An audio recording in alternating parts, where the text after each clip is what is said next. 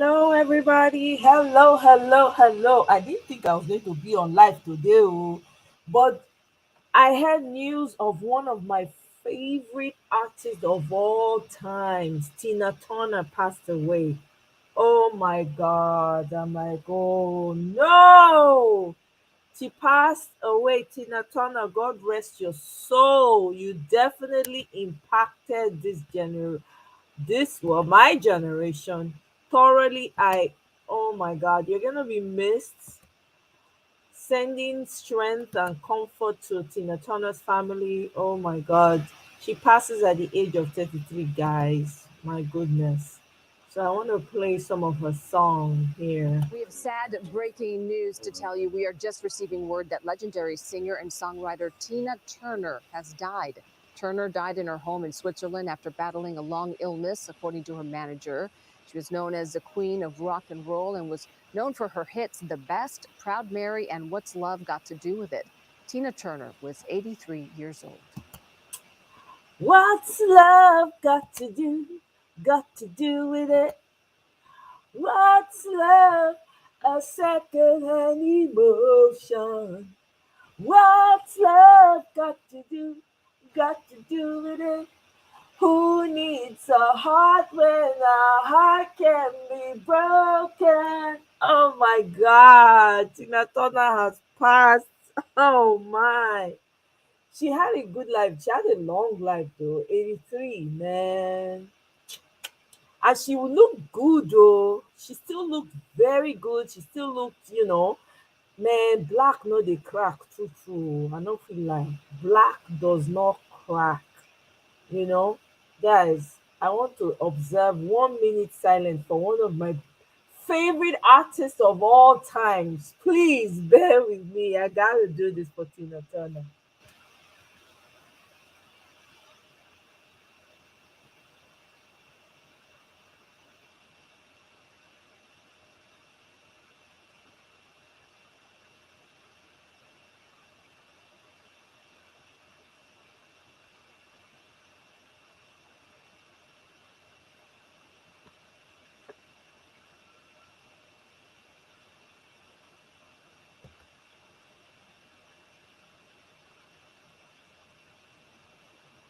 May her soul rest in perfect peace. We're gonna miss Tina Turner. She definitely impacted this world with her music, and the way she dances. Oh my God. Ah, anyways. Hey J.O., welcome. See sound now. How is every? How's every now? You be the first today. Hey, I have to send you champagne. Are you kidding me? Hey, J.O. now first arrived today. You don't defeat highly favored, defeat Chris, defeat who else? There was somebody else that came in last time that was the first as well. Hey, oh my God, let me send you champagne, Jo. No, no, no, you deserve this song. Kai, eh? Jo, come first. Welcome, oh, Mr. Awonebe, welcome to my channel. I appreciate you guys. Welcome. Hopefully, I no go too take for here today, oh, Biko. Hey, make we enter this thing really quickly and talk and leave. I am not a careless, reckless speaker. I am working with the Constitution there, that document, right, you just read. I'm following it. And I dare to tell you that swearing in Tinubu and Shetima is as good as swearing in the Nigerian army on 29th of May. If you swear in people that have not satisfied the requirement, you have, by so doing, ended democracy. The crisis I'm telling you now is that this our democracy is going to end. By the way we're going, this democracy is going to end on the 29th of May, 2023. Please write it. Those are extreme, you know my those name. are extreme thoughts. I am very, very happy to say it. No, you know no, my those name. Are, you know, You yes, introduced hold on. me. Yeah. Listen, don't stop Those are, me. no, I will, because those are extreme thoughts. You know why? Because there are allowable language to be used on television, especially as it relates to our nation and the unity of this country. Put your question and let me answer you. Put your question. I know what I'm saying. If there is an official... If you breach the Constitution... Is it not left to the court to decide otherwise? This is already decided by the courts. But the authority in charge of the election gave a declaration. If you are afraid for some things, don't ask for them. I am not afraid. I will, as a citizen of the country, by the ethics and the guidelines of my profession, live by it. Yes. What is lawful? And I hope that you're a lawful citizen of the country. Very, very and so whatever the stipulation of the law guides, that if you are aggrieved about something, you go to the court to seek redress, isn't it? This document is a product of the legal system. It has been signed into law by the President, Commander-in-Chief, Federal Republic of Nigeria. I believe in this document. That is why I'm so lawful. That is why I'm so confident. And that is why however extreme it is, Sheung, I am saying it on national TV. I don't like to take risks. I'm not taking any risks. Swearing in a ticket that has not met the constitutional requirements of the Constitution, okay, is ending democracy. Quote me on it. That's your interpretation. That is my interpretation, and that is indeed a correct interpretation. You cannot swear people who have not met the constitutional requirement. You can't do that. If you did it, you have done something unlawful, something unconstitutional. And I'm repeating it. Whoever does not meet the constitutional requirement must never be sworn in. You said my name. If you like, I can say it again. I'm Dr. Baba Ahmed. I'm not taking risks with my safety and with my life. But I'm repeating, swear in anybody who does not meet the constitutional requirements of our country, you are engaging in an unconstitutional act. Mr. President, do not hold that inauguration. CJ and your lordship, do not partake in unconstitutionality. I am taking these risks for the sake of my country. Yes, it is extreme, and I'm saying it. It was more extreme for Yakubu to issue that certificate. It was reckless. He's putting all our lives in danger. All of us. We're already at risk. So what is there again in me taking risks again? What have they not done against Nigeria? What have they not abused in Nigeria? Now they'll take the Constitution where it is clear, it says, and get 24. After that, and FCT. They fail to get it. They are going to swear this man in, and I should be afraid? I will not be. I'm telling you that on the 29th of May, 2023, swear in Tinubu as this result is, you have ended democracy, whoever you are. You say you're a lawful citizen. I am. So the judiciary... The law in me is why I'm saying this. Yeah, so the judiciary is a hope of... All these journalists that will be acting as though they don't know what is hitting them. They speak English when not done. They speak English when not done. JD, welcome. What's 2:30-minute mark? I don't understand that, JD. If you want to clarify, please do. I don't understand the 2:30 mark. Okay.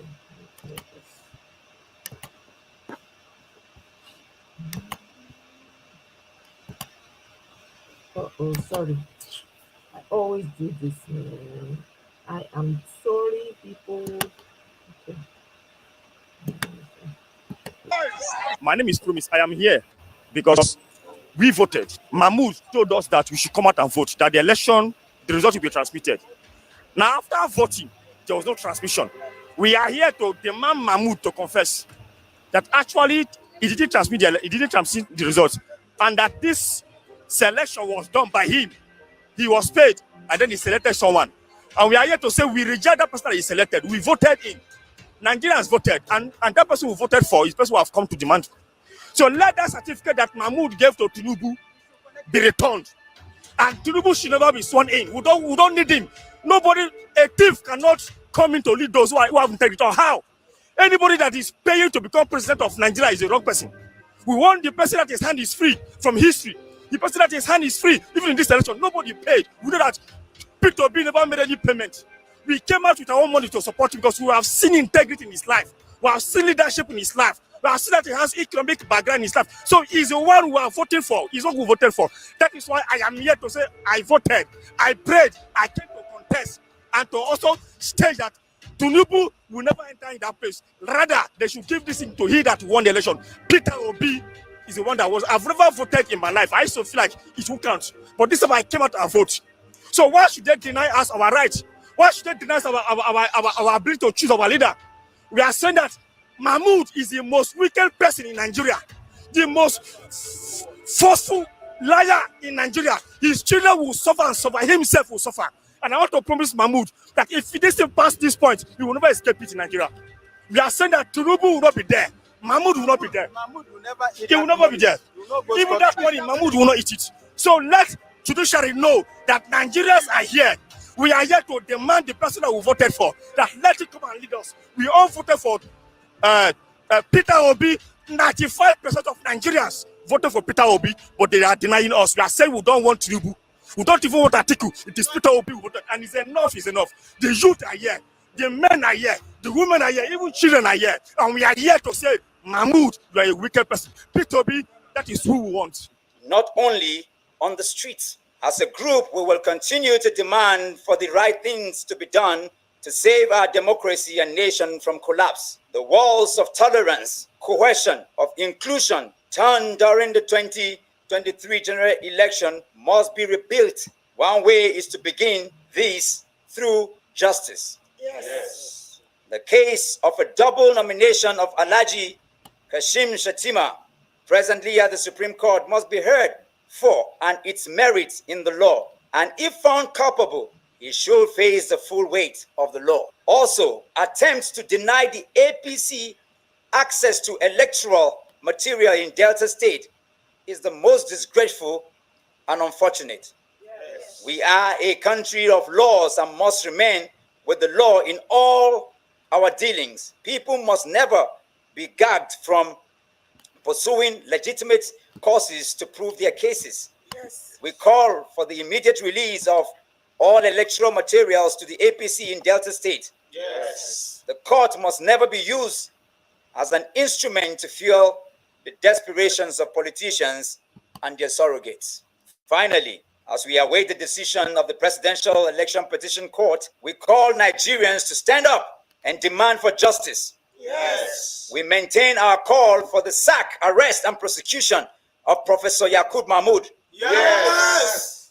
Cancellation of the presidential election. Yes. Yes. An establishment of Truth and Reconciliation Committee for national healing. Yes. And compensation of all Nigerians affected by electoral violence. Yes. We are as strong as our laws and as high as our institutions. We must insist on truth and justice, for that is how to save our society from collapse. Yes. That's all right. We call on the judges to let Nigeria win. Let Nigeria win. African value systems, which is based on love for humanity, that is beyond region, religion, ethnicity, the class divides, and also party affiliations. Our community and society can only be built on our value systems. The end does not justify the means. Yes. If end justify the means, then you can do all you can to build that big house. Kill all the people to buy that car. Do all you can to become first. We know and people know you might be first in class. You can have the result first, but it is possible that you slept with your lecturer. You can have first, but you bribed that teacher. So that you have the result and you came first does not mean that you truly came first. And so, even though you take that result and you are first, and you are the head boy, you are the principal, you are the president, down in your heart you know that you arrived there by fraudulent means. And every time any nation is built on these fault lines, we will never truly go forward as a people. And so, regardless of the results, we will continue to hammer and stay on the path of justice, fairness, equity, and doing what is right. Yes. This is what our movement is about. Yes. And this is all that we are about. Yes.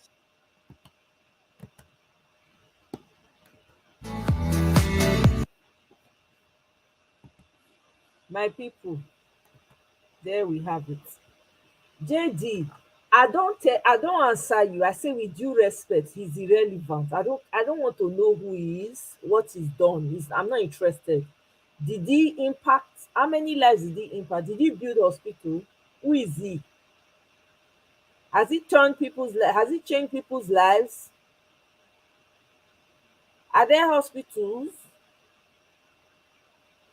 Do people have access to clean drinking water? Do they have good hospitals? Is the road? Did they fix the road? I beg my brother Biko, he's irrelevant. I don't even want to mention him name. There's no need. Now, wetin dey happen with Rufai of Arise News? Wetin make dem dey pursue dis man? Wetin Rufai do dis people? The only man wey dey tell us the truth, dem dey come after am like say na himself na politician. What did the young man do to them? Why all the threats up and down? Why are they going after Rufai? What has Rufai done? What has Rufai done? Can they leave the young man alone, for goodness sake? Can they leave him alone? Since the elders have failed us, majority of them, why are they going after a young man, for crying out loud? And what is the police doing about it? Are they not supposed to be protecting lives and property at least? Make we talk am, make e no be like say we no talk am. Isn't that what they're supposed to do? How can somebody be making bold statements on Twitter and saying stuff and threatening somebody's life and nobody does anything about it? I won't bring am come make una see am. Make e no be like say na only me dey see am. Una wait, make I go up. It's just very annoying. What is wrong with this evil people that we have in our country? Where is the street? I think I found it just now. Una no vex, abeg una bear with me. Let me just go to the street. Actually, let me just go to the first street. It's so annoying. What did the man do? What did he do? All he does is tell the truth and challenge people to be better and critic where necessary. What has he done? Sometimes sef the guy dey keep quiet so that make e no be like say e own too much. Oh, God rest Queen Tina Turner. God rest your soul, legend. This woman. See Oseni Rufai, till date nobody sees this as an offence in the Cybercrime Act 2015. See this was on April 2nd, 2023. This Prince Adesina, is this not one of the candidates? Somebody should correct me if I'm wrong. Did he not run as a presidential candidate in the last election? This Prince Adesina. He said, if you have Rufai Oseni's leaked sex tape, please let's talk via DM. I will pay you sum of 1 million naira. Rufai Oseni is our next target. Please retweet. I mean, please make it make sense. Who is this? Was he not one of the presidential candidates? Hey, God. Rufai is really ruffling their feathers, though, not be small. Rufai is giving them sleepless nights. I know, Kene. Me, I not think say I go do am, but when I come see say my legend, one of my legends, Tina Turner pass. I say, wow, Tina Turner don't pass. 83. She lived long though, and she looked very good for 83. You won't even, man, black no dey crack. We dey thank our ancestors for this skin when they give us. So yeah, let me say, well, let me come on live and just talk about it, give her honor her, and then talk about our own business. That's why I came here. Rest in peace to her for sure. What did Rufai do? They should leave Rufai alone. Rufai is doing his job.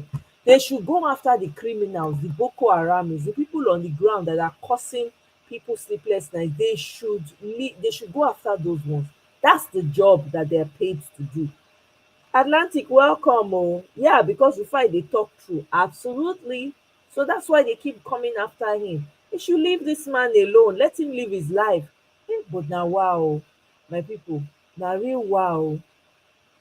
I know if person tell me say I go dey experience this kind of thing, I go say na lie. Where elders, na elders dey lie. The young people come be they come be like the people they look up to now. The older ones don't shame everybody. Now young people will come they look to now. Yeah, Kene, she lived well. Yeah, she moved to Switzerland. Yes, for her peace of mind, exactly. And I remember watching an interview of hers where she was saying, I think it was with Larry King Live. Let me see if I can find it, to be honest. She was saying that she's not given the same recognition as they give Madonna. That, I mean, in Europe, they love her, they treat her like royalty. She gets her respect. But in America, they don't. That was when I think she was thinking of moving at the time, So it's understandable. And she lived peacefully in Switzerland. She was enjoying her life. I know, I think Gail, Oprah's best friend, went to interview her in Switzerland and everything. Very peaceful. She looked really good, Tina Turner, she rocked my world though. I love her. Her energy, everything, the way she dances, her hair, everything. She was one of my legends, man. One of my legends. Rest in peace, Tina Turner. I pray for comfort for the family at this time, Exactly. He wasn't on TV today, okay, but he was on Twitter because they're coming after the guy. What did he do? What did he do though? What has he done that is warranting all the attention? Young man trying to tell the truth. It's crazy. Wetin una papa dey talk for here, Nigerians? Wetin una boo dey talk for here? He say, I deliberately close all borders to make Nigerians productive. Really? Did you guys hear that he said if you people trouble him, he will go that if Nigerians don't stand up for him, that people will stand up for him. So he will go to Niger report. Hey God. This man just come, mission accomplished. Now he come do for Nigeria. He enter the position, he carry hammer. Wetin I dey wey dey talk? Yeah, bulldozer to the roots in Nigeria. Bulldoze everything reach ground. Mission accomplished. So if they comot, make the other one come finish am patapata. That's what this man came to do. Na mission accomplished. He carry mission come Nigeria, don achieve am, he don go. Oh, wow. Nigeria will never cease to amaze you. Never ever cease to amaze you. Well, una hear say they don release this guy, wetin dem dey call am, that guy wey dem say they lock up something, wetin be him name? Make we lis ten together. Fela Pikin, what's his name?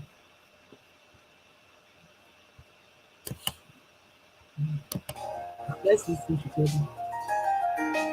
Joining us now is Ochinika Ojiope with stories trending around the world. Hello, Chinik. Good morning, Dr. Abati. How are you this morning? Good. I love the way you bow like a king. I was going to say prince. No, how are you? You're not. You're a king of Ogun Kingdom. How are you? You see, I have to find names for this man. Yes, good morning, Ayo. How are you? Good morning, Oji. I'm very well, thank you. No, our journalism has been, is Governor Samuel Ortom wants to retire, not to the Senate. We have offered him a job. I hope he will take up the offer. All right, then. Well, good morning to you, viewers. Here are some of the stories that are trending across the globe. In the United Kingdom, the Duke of Sussex, Prince Harry, on Tuesday, lost his bid to pay for his own police protection after the judge denied the royals' request to challenge the UK government in court. The government stopped providing cases and that the abusers will never see justice in a We don't care. state. The Archbishop revealed in a statement that the killings, which started on May 15th, have claimed 130 lives, while 1,000 buildings have been burnt down affecting 22 villages overall. The Archbishop warned against reprisal attacks and called on the government and law enforcement agencies to bring the perpetrators to justice and to ensure the protection of lives and property of the people of Plateau State. Under sports, England international Bukayo Saka on Tuesday signed a new deal to stay at Arsenal until 2027 and for the future. Finally, under entertainment, Grammy-nominated Afrobeat artist Seun Kuti has been released after spending 8 nights in police detention. The 40-year-old singer, who is the youngest son of the late Afrobeat legend Fela Anikulapo Kuti, was remanded on May 15th at the State Criminal Investigations and Intelligence Department in Lagos after he was filmed assaulting a police officer on the 3rd Mainland Bridge. The police has sought to get an order to keep the musician in custody for 21 days pending the conclusion of his investigation. Seun was released to his family on Tuesday evening after meeting his bail conditions. His brother, Femi Kuti, the eldest son of Fela, posted a video of his release on Instagram.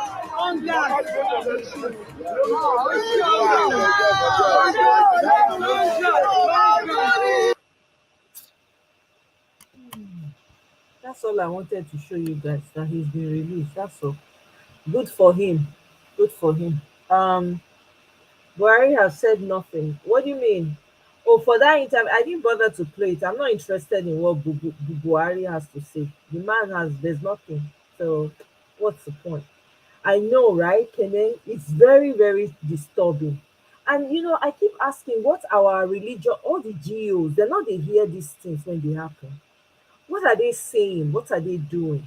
Because it's so obvious now, Christians that they delete up and down for Plateau State and South Kaduna. That's all they are doing. They go after Christians. What are the GOs doing about it? And the pastors? Why the silence? Why the silence? All this borrowed religion, when we carry, it can't turn us to another thing. I don't understand. What is going on? Why is there no outrage?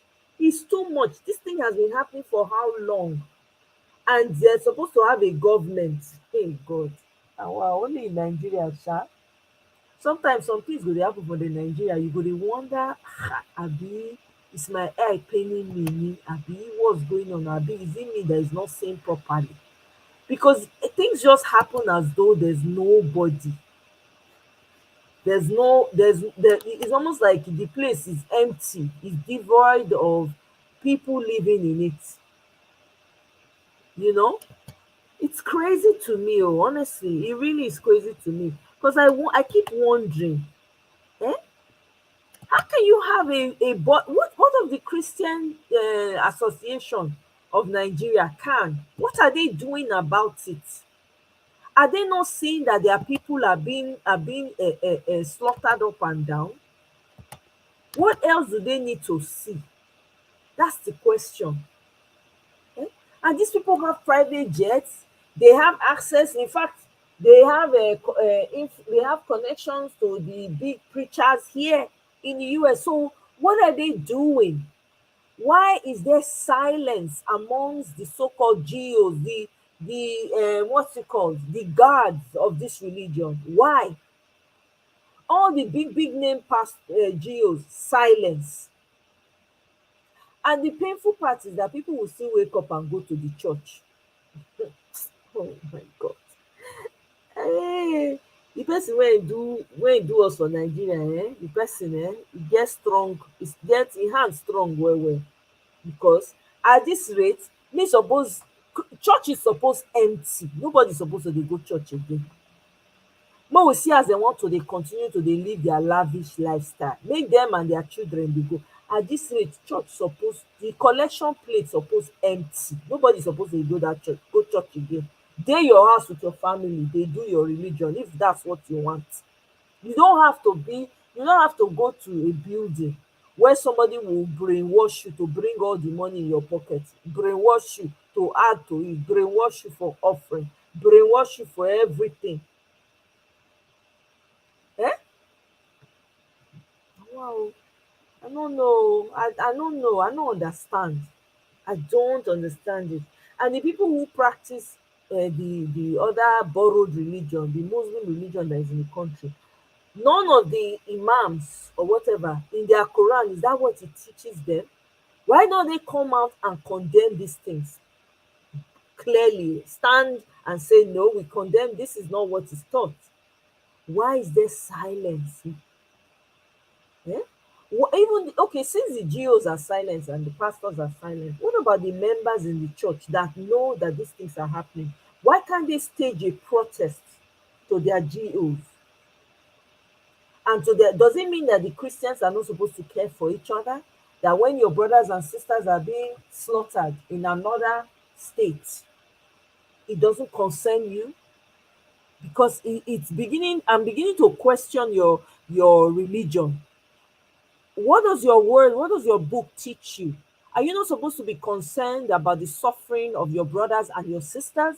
If your GOs, your so-called leaders in the church, are not doing about, what about you that is a follower? I'm assuming you know better. Why don't you come together, stage a protest, and go to your GOs and say, what is going on with our brothers and sisters in this place? What are we going to do about it? Why is there no army from the church that is tackling this issue? If the government is silent, should the church be silent? Why is nobody questioning the leadership of the church and asking them what they are doing about their brothers and their sisters in another state? Why is there, the silence is so deafening? Is it just to speak to pray from night to morning, but you no love to your brother or your sister?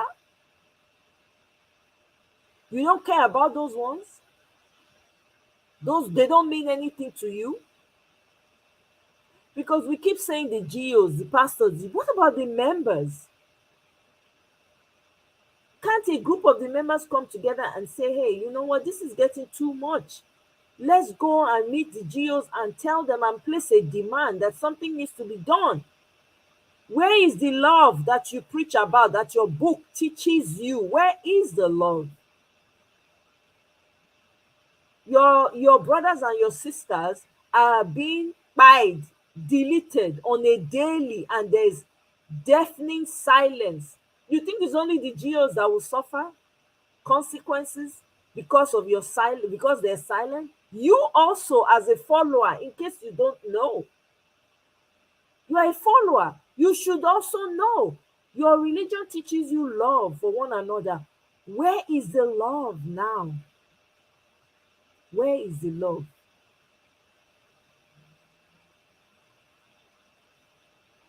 Where is the love?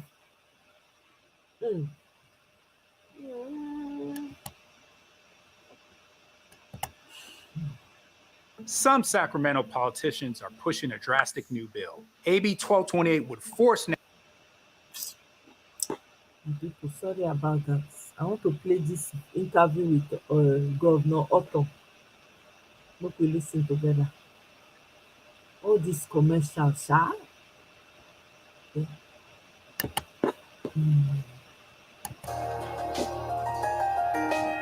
Benue State Governor Samuel Ortom last year unveiled the state's security outfit known as Community Volunteer Guards. The governor said that his administration decided to constitute a security outfit due to the failure of federal government to disarm the headsmen.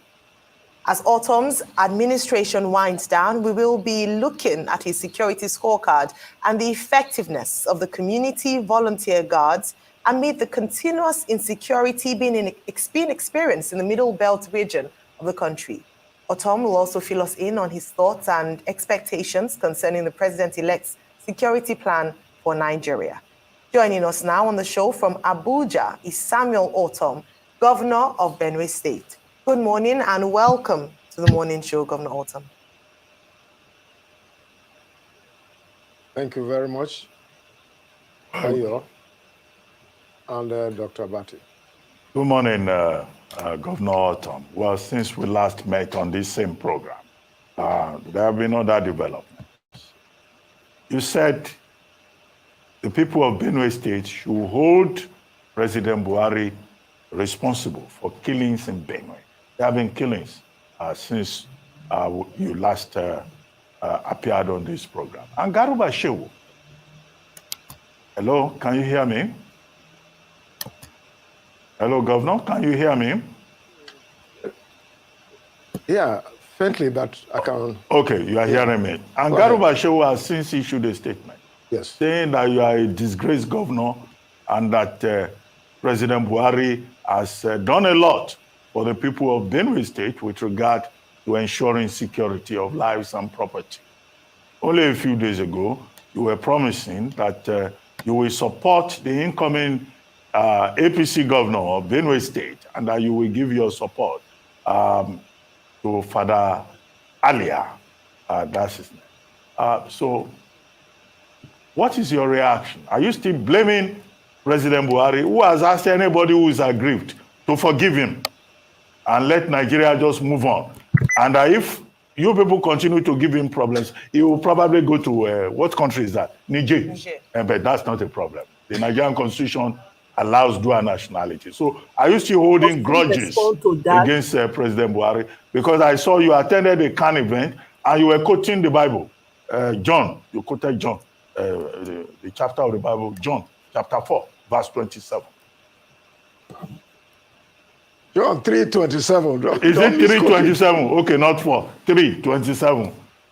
So since 3:27, a man can receive nothing except is given to him from above. So since you have this Christian mind, have you forgiven President Buhari, or you are still insisting is the problem with Benue State? Thank you very much, Dr. Abati and Ayo and the entire Arise family. Thank you for doing a good job. I appreciate all of you for standing for the truth. The Bible says you shall know the truth and the truth will set you free. And until we get to the level that every Nigerian we want to respect the truth and ensure that we have a constitution and we should respect the provisions of the constitution, then everything will work out. If we don't do it, I'm afraid that things will get out of hand, like what we have witnessed in the past. As a student of the Bible and as a born-again Christian, the Bible says that if I regard iniquity in my heart, the Lord will not hear me. And if my brother sins and he asks for forgiveness, I should be willing to forgive him. Our Lord's Prayer for those of us who are Christians, and I believe that the Muslims too have the same instruction from the Holy Scriptures. Forgive us our trespasses as we forgive those who trespass against us. So there is a condition for God to forgive you. When you don't forgive, it means God too will not forgive you. So for me, as a born-again Christian, I have forgiven President Muhammadu Buhari. He has taken us from top to bottom. That does not mean we should continue to hold it on him. Thank God the Constitution provides 4 years. After 4 years, you can go in for a second term. After second term, another person will come. So we hope that the incoming administration will provide succor, will provide help, will provide security for our people, will provide economic development, will provide peace for our people. We have suffered for 8 years. So for me, I have forgiven him. He doesn't need to go to Niger. He should stay here with us. And all of us should work with the incoming administration that God will put in place. And by the grace of God, we shall move again from bottom to top. I know that in 2018, when some of us had the privilege of serving with President Goodluck Jonathan, we were taking Nigeria from bottom to top to a certain level. But now we are at the bottom. And I tell you the truth, the celebration of my defeat, which was orchestrated by the villa, monies were spent. You know, the people talk about corruption. Corruption is from the villa itself. Wow. I know how much that was given to Benue State to ensure that I lose election. Fine and good.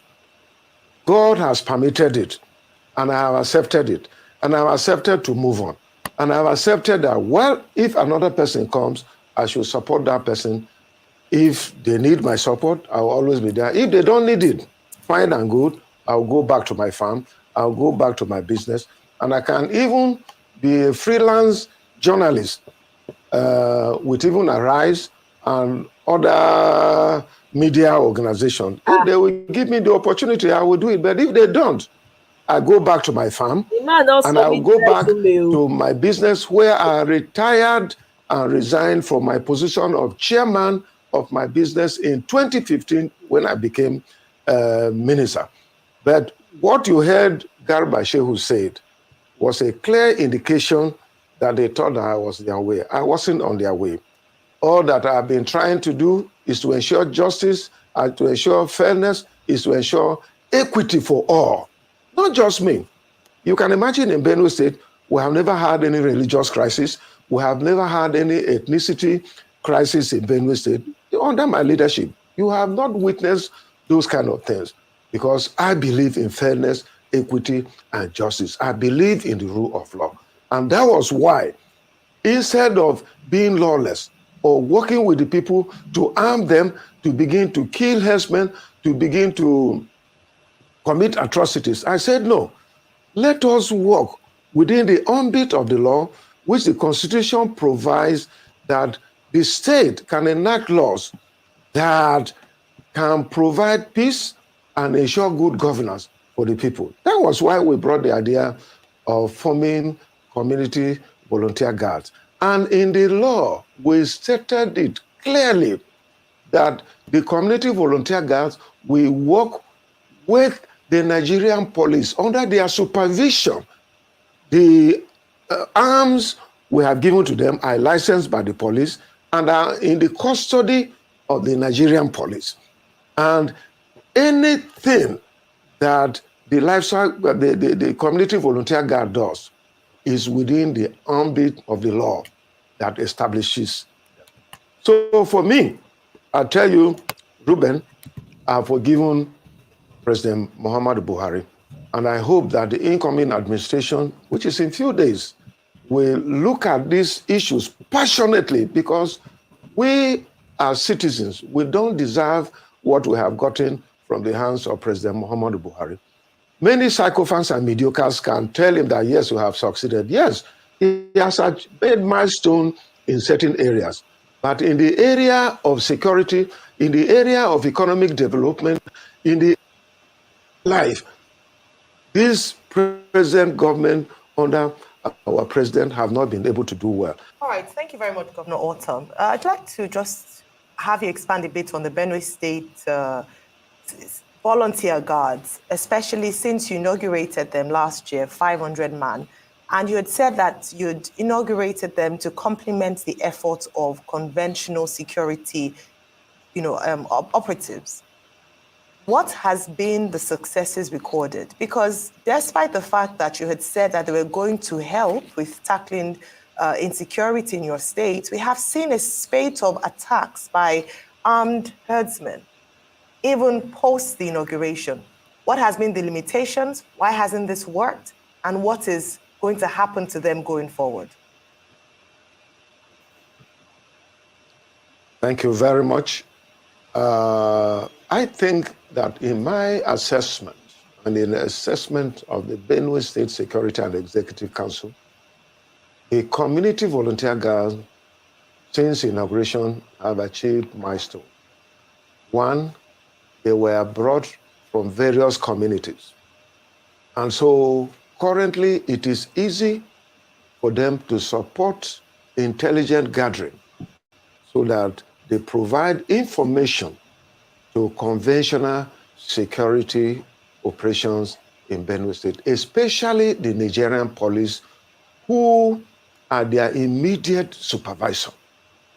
If you ask the police in Benue State, they will tell you the complementary efforts that the community volunteer guards have been helping them.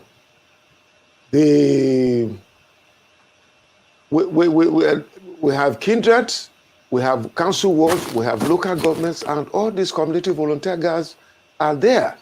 And they work hand in hand under the supervision of the Nigerian police.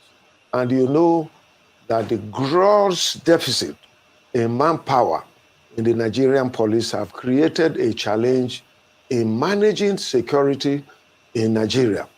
And so in Benue State, these people are there and they are handy. And there are a couple of reports that they've succeeded in sometimes even arresting bandits, succeeded in arresting armed robbers and kidnappers and other forms of local criminality that goes on in the society.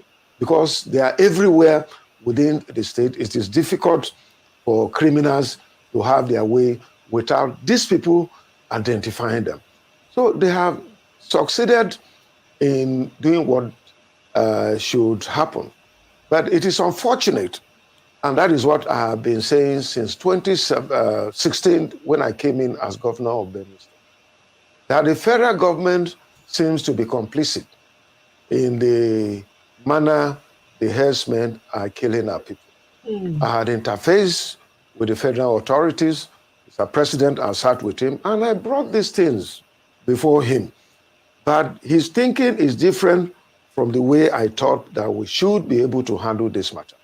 Because the truth is that when you allow the Fulani herdsmen to carry AK-47 and then allow the local people and even the community volunteer guards, I think the highest weapon they have is pump action. But you know that a 100 community volunteer guard with pump action cannot confront 2 people from the Fulani herdsmen with AK-47. These are automatic weapons. And that was what led my state executive council to apply to the president and the federal government to also permit us to at least allow the community volunteer guards to be armed with automatic weapons so that they can truly confront these herdsmen who are creating terror, creating sleepless nights, and who are creating pains in our people. If that was done, I can tell you that would have succeeded, because these community volunteer guards were trained by the army, they were trained by the police, they were trained by the civil defense, they were trained by the DSS, and they are disciplined. These are able young men with the capacity to do away with these terrorist Fulani herdsmen who have been creating nightmare for our people. But unfortunately, when we applied, we were told, and we are law-abiding citizens, that those weapons are prohibited for citizens to carry. So they cannot allow us license to have them. But the challenge I have with the federal government respond to my request to have automatic weapons for my community volunteer guards is that why are they allowing Fulani herdsmen to carry this weapon? Where have they arrested these Fulani men and taken them to court and prosecuted them and dealt with? That is the challenge I have. So it is unfortunate, it is impossible for the community volunteer guards to have den guns, to have a single barrel shotgun or pump action and confront these men who come in their numbers with automatic weapons and kill people every day at will and go back. So this is a challenge, and I have been asking, but I, as a law-abiding citizen, I have never encouraged any form of lawlessness or any form of purchasing arms for people which are illegal, because I know that allow this level of illegality will bring lawlessness, and lawlessness will bring anarchy. And when you have anarchy in the community, it means that there can be no rule of law, and then if people will continue to be killed. So wait, Mona, forgive me, because I'm still relatively new in the Nigerian political landscape. Okay, I'm just playing catch up. So this man, that they kpai in people up and down for his own state, right? So he can't say, okay, two can play the game. Since these people, they take my people out, make me sef try put something for their hand so that they go fit, give them back woto. Federal government say, nah, you can't do that. It is illegal. Sake of say we no wan make ordinary people dey carry metal. But the people wey be say dem dey follow nama for road, when dem dey carry, when dem no, because when me dey grow up, I dey see where people dey carry nama pass. We dey waka, and the person wey dey follow the nama, e no dey carry metal. Na one small size dagger na dem dey carry for their side pocket. I still remember that time. And they dey very protective too. When they see say person dey come, they go carry their nama, they go, e get language wey dey tell their nama. They go talk to them, those nama go one side with them so that we go fit pass. So this man people, they just dey kpai them up and down without any retaliation. This is madness, my people. Person slap you, right? Don't they slap you, they say no, not slap back. So waiting how the person want take get the satisfaction, say okay, I need to show this person, say me sef sabi, me sef go fit do something. You no fit go court, go sue them. They no dey take them go court. If they arrest them, from wetin we don hear before, they go release them. Kai! Hey! Wow.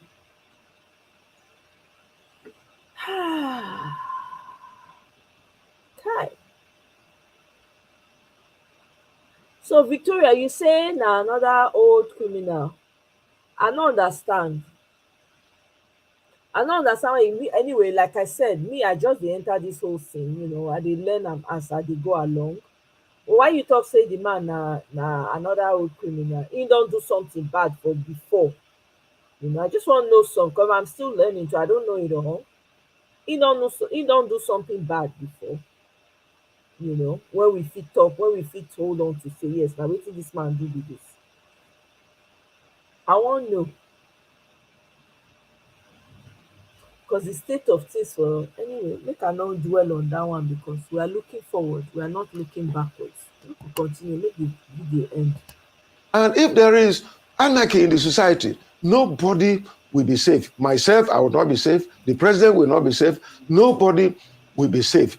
But I think that the federal government will have to think twice, because these killings are not just going on in Benue State. They are going on in Plateau State. They are going on in even Mr. President's hometown, in Katsina. They are going on in Zamfara. They are going on all over the country. It is not just an exception. So I think that we need to come together to work together on this. Well, Governor Ortom, yes, you said as much at the CAN event this week. There are two quick questions. We have just a few minutes to go. You could just quickly respond to that. I was going to ask you about what is there for you in the future, in the immediate future, with the ease and facility with which you quote Bible passages. One would think maybe the plan is to become a pastor. You already talked about possibility What of kind going of to the shade farm. is that? You talked This about, man. the possibility of being a freelance journalist, which is nice. Are you I mean, kidding with me? board approval, I would like to have you on This Day Live What an as a insult. panelist, if you have the time. It's a job offer, which you may consider. But what I want to ask is, what is the deal with the APC government? Because you've been asking for support for Father Alia. You were almost sounding like somebody who we align with APC. Are you going to APC? Are you looking for a ministerial appointment like your brother in Rivers State? And then, of course, now that you are supporting Father Alia, what changed? You didn't support him initially. So that's why I ask, are you going to the APC? But the freelance journalism thing is a sure banker. This Ruben Abati, I think he was sent to ask him this question. What do you guys think? I suspect that Con is in his pocket to ask these questions because the way he's just throwing shade at this man. You know what, Victory, I agree with you when you do about the comments you made earlier that Abati is too old and unintelligent to continue. Not true, you talk. You could not have said it better. To continue on the morning show. I'm telling you, they give her like 6 p.m., 7 p.m. program, like 30 minutes on, or maybe 15. Seriously. Because the guy no dey make any sense, no impact. He's just there, he's just like a sitting duck, just sit down for there. Na wetin dey give am, like a person when they put battery for him back, say oya talk. Na so if you give am something, he go come get energy till dey talk. He is of the old breed, yes, and he has overstayed his use. You don't talk and finish, honestly. No lies detected. The way he's shading this man. If you want it. Well, thank you very much, Ruben. Let me tell you, that is one thing that is wrong with our system of politicking in Nigeria. But for me, as a Christian, I'm guided. Look, power belongs to God. He giveth it to whosoever he wills. You can imagine, I won the election in 2015 as governor of Benue State, 23 local governments. In 2019, despite all the intimidation, opposition against me, I still won 23 local governments. I contested for Senate, 7 local governments, and they said that I lost. That was why I did not bother to go to court. Initially, my people pushed me to go to court, but I said, no, I withdrawn, I will not go to court. So that shows you that I have the fear of God. Look, power belongs to God. And in doing it, as it is captured in Ecclesiastes 9:11, the battle is not for the swift, nor for the strong, nor the race for the fastest runner, nor success for men of wisdom. But everything comes by time and chance. When God wants it, it doesn't matter whether you're qualified or you're not qualified, you can be there. Just like in 2015 or 2019, I wasn't the best candidate to be governor, but God made it possible. So if God says now, it is not my time, why should I say no? If you go to Ecclesiastes 3 from verse 1 to 15, it talks about timing. There is time for everything. Maybe God wants me to do something else, and I'm ready to do it. So I have given it up. And the Bible says that we should pray for those in authority. Many people may think that I'm an enemy to President Muhammadu Buhari. President Muhammadu Buhari remains my president until May 29th, when somebody else will come there. My duty as a Christian, the Bible instructs me, is not to insult. And I have never insulted Mr. President. What I do is constructive criticism. Can they just talk without talking about the Bible, the Bible, I'm a Christian, Is it by saying it so many times that people are convinced? I don't understand. Hi, our people. There's so much work to be done, man. There's so much work to be done. Criticism. If he had allowed me, you can ask him, he will tell you that several times that he gave me the opportunity to see him I was able to admonish him, counsel him, and encourage him on areas that I think, in my own opinion, that can make things better for Nigeria. If he had listened to me, the security situation we have in Nigeria today will not be where we are. But I was branded as an enemy by overzealous people who are around him. I don't hate Mr. President. Mr. President loves me, and I also love him. I was the first governor that Mr. President took to South Africa when he became president in 2015. And because we have the relationship of thief and Fulani, any Fulani man you see around, what we're witnessing here is foreigners who have come to invade our peace that we have. I don't hate Mr. President. President Shehu Shagari did very well as president. He was a core Fulani man. Until tomorrow, Benue State have written his name in gold in Benue State. He provided 4 ministers and several other appointments to the people of Benue State. President Yaradua did very well. He appointed a chief man who was the Attorney General, the most powerful minister in his cabinet. He did so well. We commended him. We appreciate him.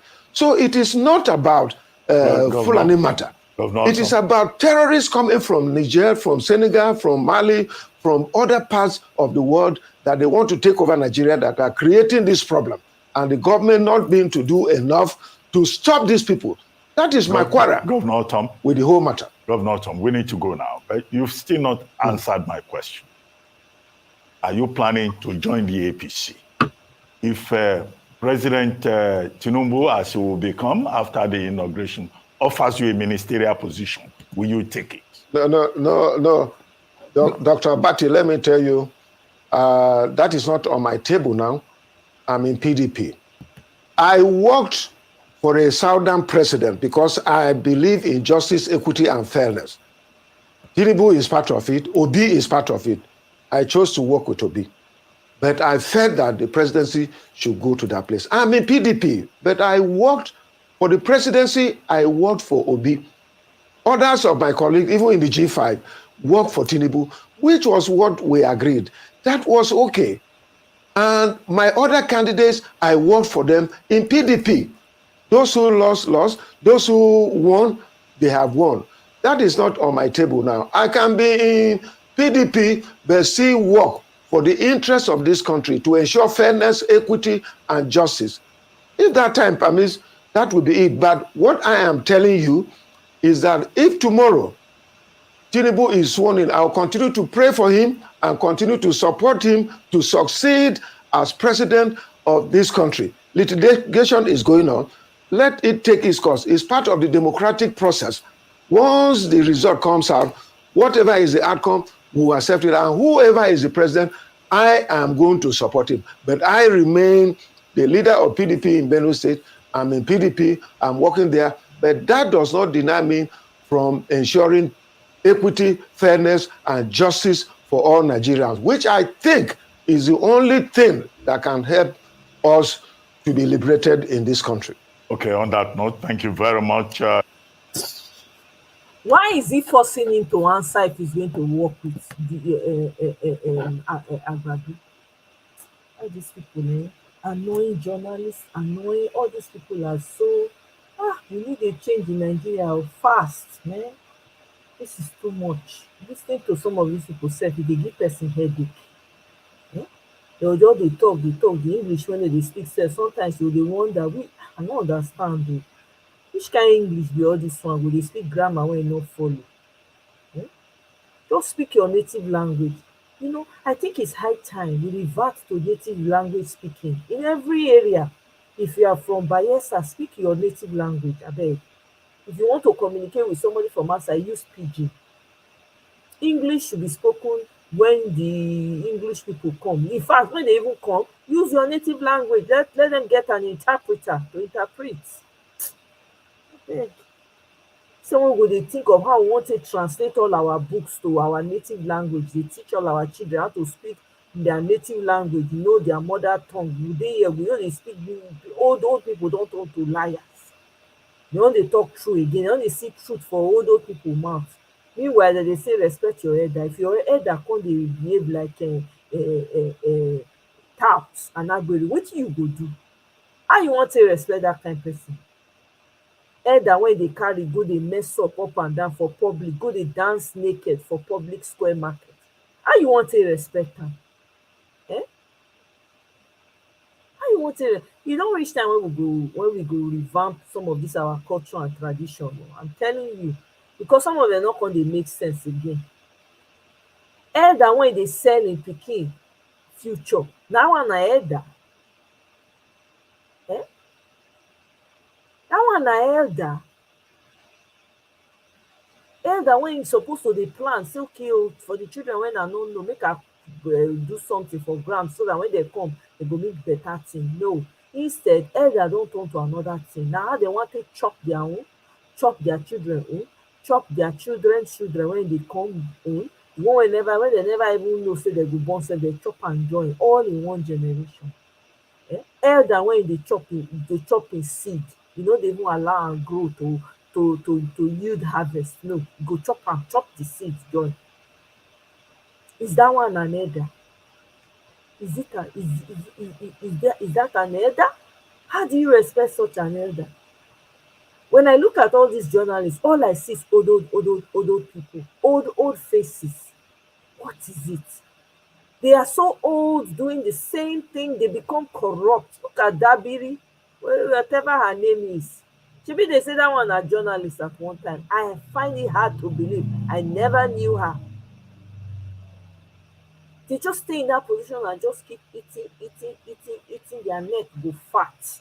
Even the money, they show for their body. They show. They go wear cloth. The thing go be like amoeba. Be like saying na amoeba na wear cloth. We get plenty work to do for that country. I don't know. Sometimes when I think I'm by myself, I just sit down and think. I say, kai. Sometimes I go hold myself, now I no go dey cry. Because some of the things when you hear from Nigeria, you be like me, you just fall for ground. They roll, they scream, they wail, they cry. It's unbearable, some of the things that you hear. You say, how can people just do this to each other? How? What is it? And people will come and they will say, oh, elite. Which elite in Nigeria? We get elite. Define elite. Define elite. Even the elite when they get for outside in the outside world, they not be really elite. If you know the dirty linen behind it, the dirty linen when some of them dey see, you get lots of work to do. Elite in Nigeria, all of them are poor in mind, poor in spirit, poor everywhere. Or you just, even with all the elite status when they give them, they show, they show. They show. Some people when get money, see, some people when get money, when they make difference for people's life, when you see them, you go know. You go they show for everywhere, every aspect of their life. Nigeria will not be like that. Where you suppose meet sense, you go meet sense. Now another thing you meet empty coconut shell. Now you will meet. When you not expect to meet sense, now you come to see sense. Everything come be like upside down. Thank God say Peter Obi come out. And like this now we forget the carry they go. If for be between the devil and the red blue sea, be the blue sea, the deep blue sea. Thank God. Now Peter Obi now come make the difference. So now people might not like to know. Now Peter Obi now he be the saving grace for all of this. Because if not, if for be Mikano or Agbado, none of them good. All of them are the same agenda. Are the same agenda.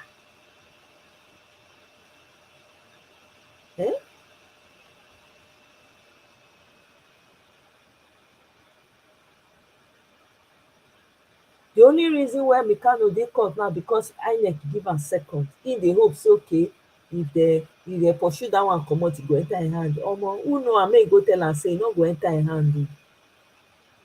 E no go enter im hand. Make e suffer enter house.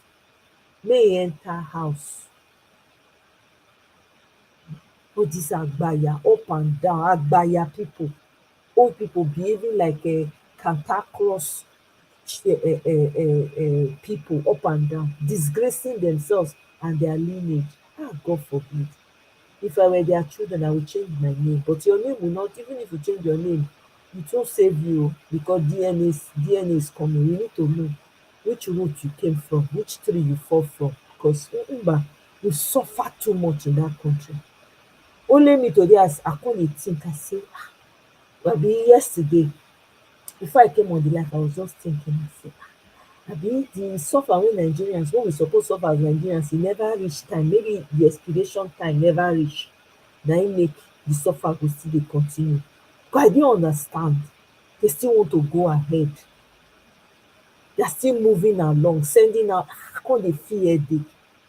I say, which kind sin we don come, which kind thing we go don do wey be say this kind suffering since independence, even before independence, people go just dey suffer, dey go dey suffer, dey go, dey no expiration date. They just dey take people, dey use them as slaves up and down.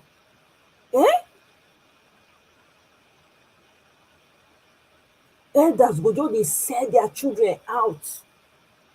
They no care. Na me, I no too blame the boy when he go give interview to UK people. Tell them say na like this, na dem take dey enter. Wait, na wetin you see im elders dey do na? Dabiri no abuse people when dem dey in diaspora. Dey say na only thieves and drug dealer na im dey. E no be so Dabiri talk. I'm paraphrasing. Your boo boo no go tell people for outside say una be lazy, all of us be lazy youth. Wetin you come expect? Wetin una expect? Those ones are the elders. With all the things wey happen for EndSARS, when your lai grandpapa Mohammed go talk, dey tell journalists, outside journalists, say nothing happen, no kpain was recorded. Old men, ancient fossils, lying. They no dey think about the future. Look, see that day now when dem torchlight where e come from. When e go lie for Peter Obi head, you dey look for one wey you go take heap lie on top of im head. When dem open all im backyard, school you no develop. You say you be spokesperson abi adviser to Bubu.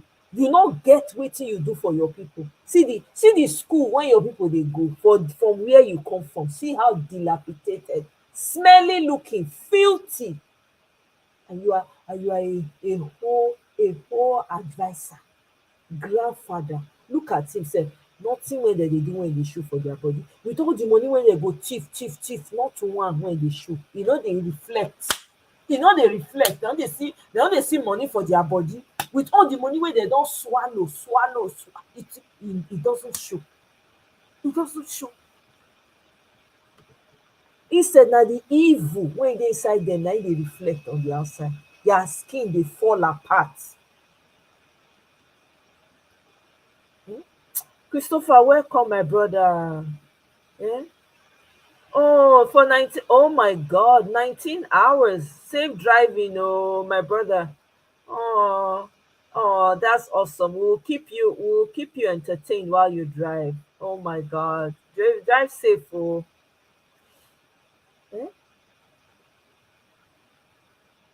It's crazy. We have a lot of work to do in Nigeria. Everybody should be bracing themselves. Nobody should feel like, oh, okay, I know, it no concern me. It doesn't affect me. It affects you. Leave that. If you like, they abroad for 40 years. That one no concern. It still affects you. The DNA is inside the DNA. There's nothing you can do about it. There's nothing you can do. We have a lot of work to do, man. A lot of educating to do. A lot of eye-opening to do. See as Peter Obi come now everywhere, everybody just dey open eye up and down. Wetin people no know before, they don dey know am. Thank God for people. Imagine if Peter Obi no come out. Just imagine am for 1 second. Eye for be. You think say me and you go dey here dey talk? I for not know now, na for not know me because I for not send any one of them. I probably wouldn't have even paid attention in the first place. Yeah.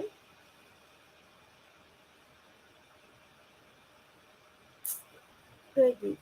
Julie, welcome. Oh, Julie, you say wetin? He's a minister. Is a minister. Who is minister, not advisor? Can you? Oh, you mean e no all join na the same thing now. Wetin concern me? No be e no be like who dey advise. That man no be like e no resemble minister for my eye o. Abeg, e look more like adviser, person wey dey talk. No see im mouth as e dey do like this when e dey talk. Abeg jare, what use is the title anyway? Adviser, minister of what use? Dem no even dey reflect the title wey dem dey give dem. Dem no dey reflect am. The country is worse than. I remember growing up, I used to take bus to school. Bus will come and drop me then in the estate where we live. They go drop us for there. We go waka go our various houses. Try and if in fact, do they have bus systems in Nigeria? Do they have?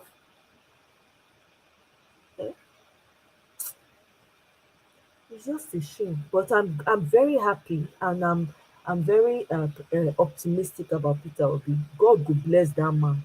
The day when he decides say he won't run for office, God go bless him. I'm telling you. In fact, it's already clear that he's blessed. Nothing when they do when they affect him, the thing they bounce back. You never see where something go ricochet. Peter Obi is the real example of you try anything to ricochet back to you. That be that. You know they wait for camera, the thing they ricochet back. As they call everybody my respected elder brother, you don't teach me now. Anytime when I want to talk, now my respected elder brother. Before I'll say my respected elder brother. If I have a different opinion from someone, I'll say my respected elder brother before I drop what I want to drop. Thank God. What if he hadn't? I've thought about this. I'm like, what if this man did not come out? We go there here, they talk. We go there here.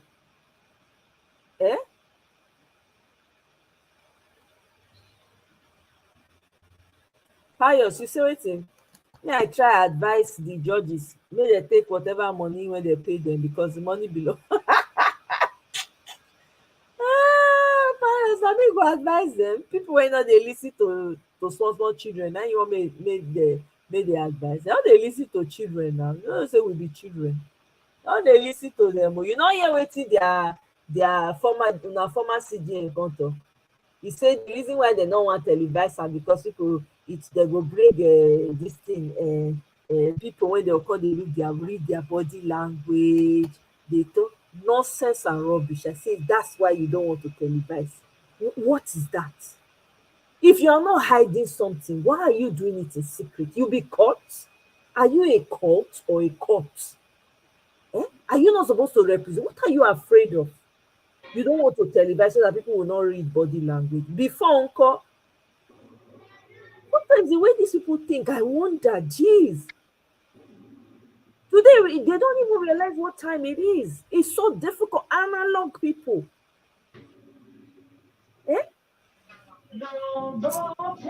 Can I welcome you? You they sing? Are they here? Good evening, are they great? Brother, welcome. Good evening. Rest in peace to Natana. In fact, thank you. Oh my God, she's one of my biggest legends. Simply the best. Oh, better than all of the rest. NTA used to play her music videos on loop. Oh my God, I love Tina Turner. Back in the day. Her movie with Angela Bassett. And yeah. That's true. Her real life. Oh my God, I love that woman. What love got to do with it? I think that's the name of the movie. Yes. But a second-hand emotion. Oh my God, God rest her soul. But we didn't hear anything though. It's like we just heard that I didn't hear that she was sick or anything like that. Yeah, I think they said she had been battling a long illness, apparently. Oh, okay. Yeah, so she just recently passed away. Yeah. It's a shame, but you know, time when it's time up, it's time up. 83. She lived 83, long. 83. Yeah, she don't try it. I'm just saying that. I didn't hear anything like that. She's sick. Yeah, we didn't hear. And you know, Tina Turner is a very private person, though. Very, very private person. Very, very private. She only opens the door to you like to very close friends. It's only like Oprah or like maybe Gail or a few others that can get to her. Yes.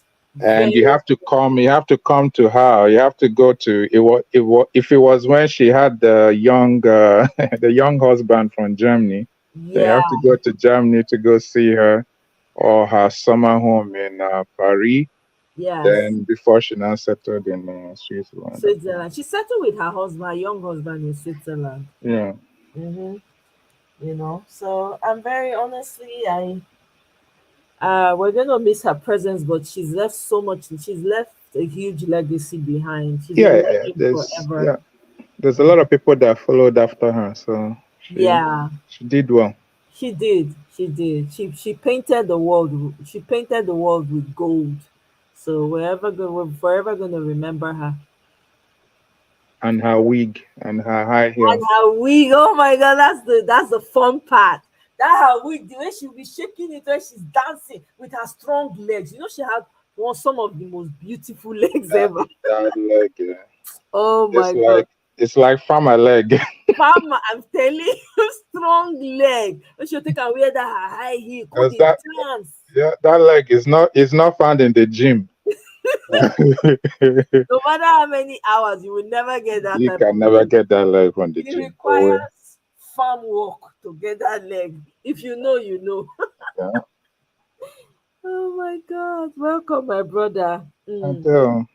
Niger story, not the finish. I'm telling you. I wasn't listening to. I was just so mad. I wasn't listening to the Benue State Governor interview. I know he had one with Ruben. So, but you know, Ruben will always softball these guys because it's part of the establishment, right? Yeah. So as he is right now, he's actually casually pivoting to the next government that is coming in. That is coming in May 29. One word the other, you go here say he got an appointment. One word, one word the other. Yes, because he knows all of them because he's part of the system. Right. He's been in Aso Rock before. He's seen all these people come and go. Probably he was the gatekeeper even at Aso Rock at the time with Good Luck for the few years he was there. He's possible he was the gatekeeper. Yeah, of course. So he knows them, and he'll be like, this is the time that he will like bring out receipts. Okay, 6 years ago I did this for you. I did this for you. Remember, you have to bring me pepper soup and the nkwobi and you know, because everything about him is transactional. He's joking, but you can decipher from the way he talks that this guy, if he does anything for you, he'll pocket it and he will make sure he'll use it to get something from you if you're in an elevated position one day.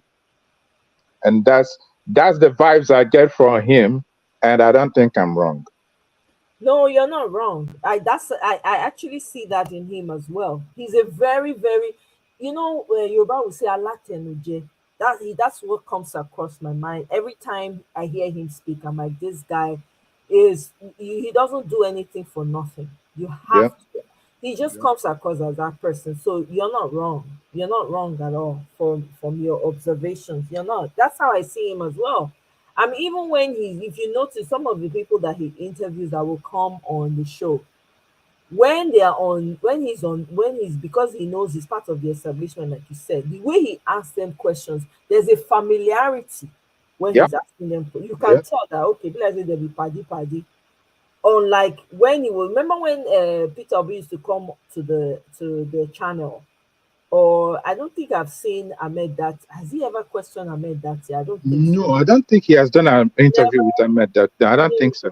No, they haven't, right? So it's only, I think Charles has done. It's Charles, yeah. Because Ahmed Dati is Abuja guy. So Abuja studio is Charles. Okay. Yeah. So at Ruben is Lagos studio. Oh, okay. Yeah. So I told Daddy they go Lagos. Yeah, but anyways, Daddy mainly stays in Abuja. So whenever his body they hot, he could just enter, go meet Charles or Sheun. That's true, right? So when they go, they ask. Actually, I remember during that pre-election time, right, when they go, they ask when Peter Obi go come. The way they ask Peter Obi question, the way they ask am like enemy.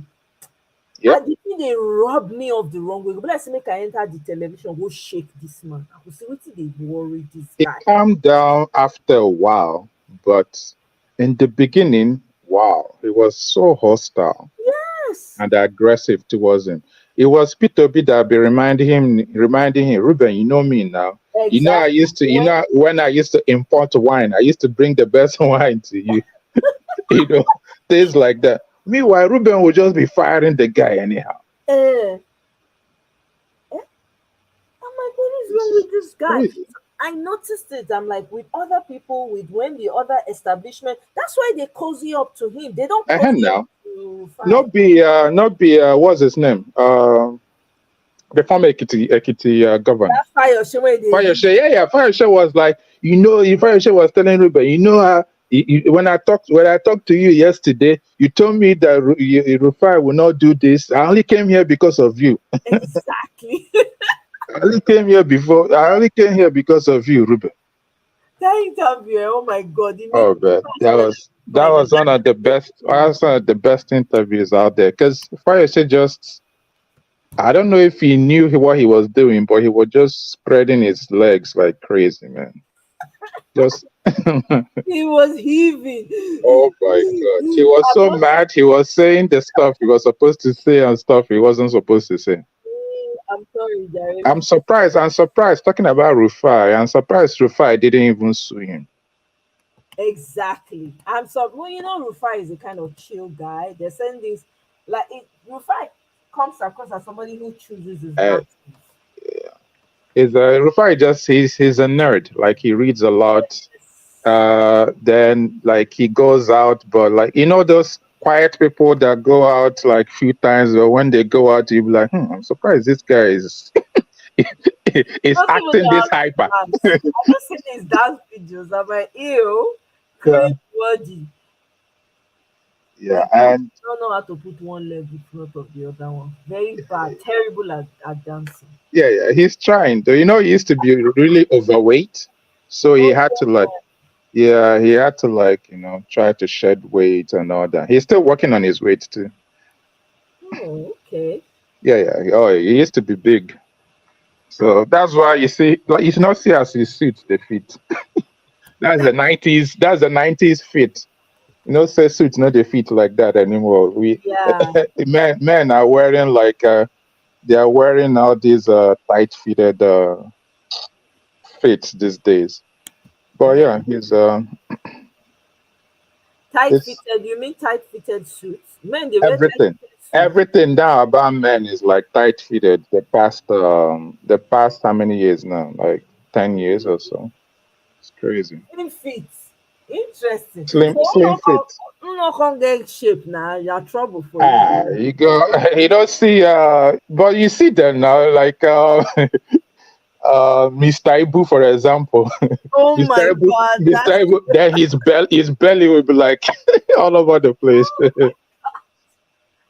I wonder. Sometimes I'm like, why don't they? What kind of outfit is this? T-shirt. I know everything is slim fit these days, and if you don't have the body like you said, you just display the daddy bod, and after a while, it'll be like something acceptable. Men now we set the trends. I'm sure you can. Oh my God. But I'm actually I don't know, I feel very good about this whole what's it called, tribunal thing and what's coming afterwards. I feel very positive. I mean, to be honest, yesterday I cried though. I cry. I know. So I noticed yesterday the tone that you started. I'm glad Michael came. I'm so glad. Took time from his birthday celebration and came and talked. So yeah, that really made a difference. Yeah, because that he put everything in perspective. The tribunal thing, I always say, this tribunal thing is an eye opener. Like a lot of people didn't know how didn't know how rotten our judiciary system was. Somebody like Dele Farotimi that he actually retired from from being a lawyer. Yeah. At his very young age. Yes. Not that he was bad at it. He was one of the best, but he has seen enough. He's frustrated. He was really, really frustrated. So these people that you're seeing fighting for quote unquote democracy now, like I'm talking about Peter B's team. These are people that they are trying to actually change the system from the inside. It's more than election tribunal for them. You know, they're trying to set everything straight. They're trying to set some kind of precedence on how this thing should be in terms of the judiciary and how important they are in a democratic country or state. Right. You know, in a democratic setup. Yeah. Setup. Yeah. Government setup. Yeah.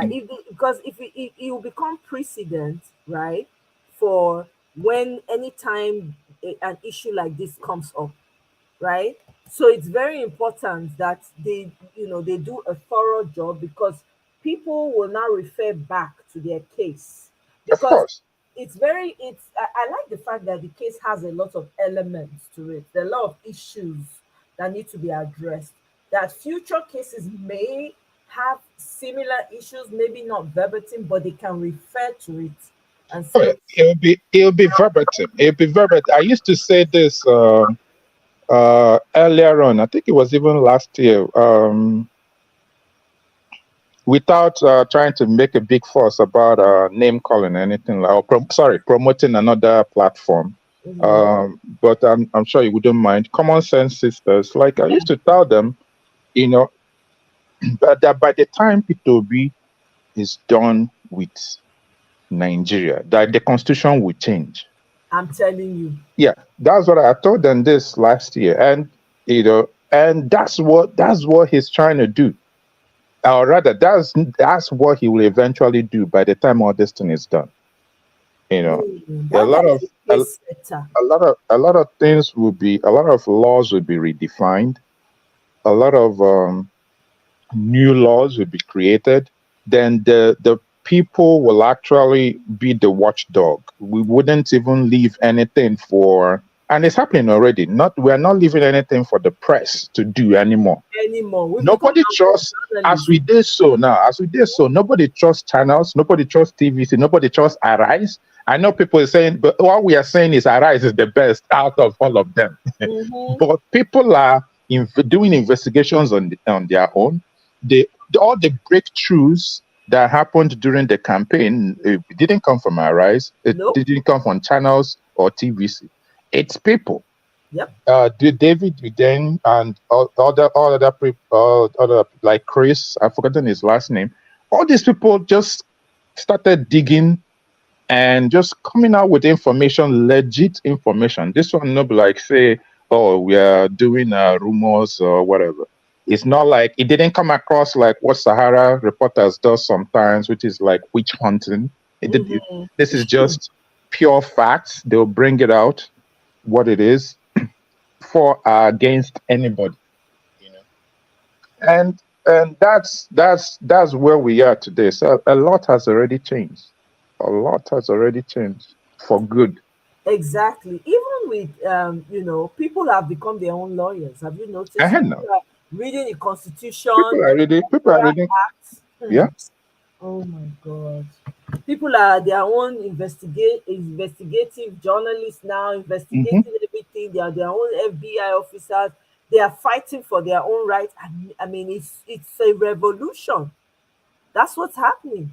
It's happening already. Yeah. People are saying, when will revolution happen? The revolution has already started. It started already. Everybody is doing their own thing. Everybody's their own. They are getting their own information now. Nobody's relying on anybody. Nobody even watches or reads the news. Nobody watches it.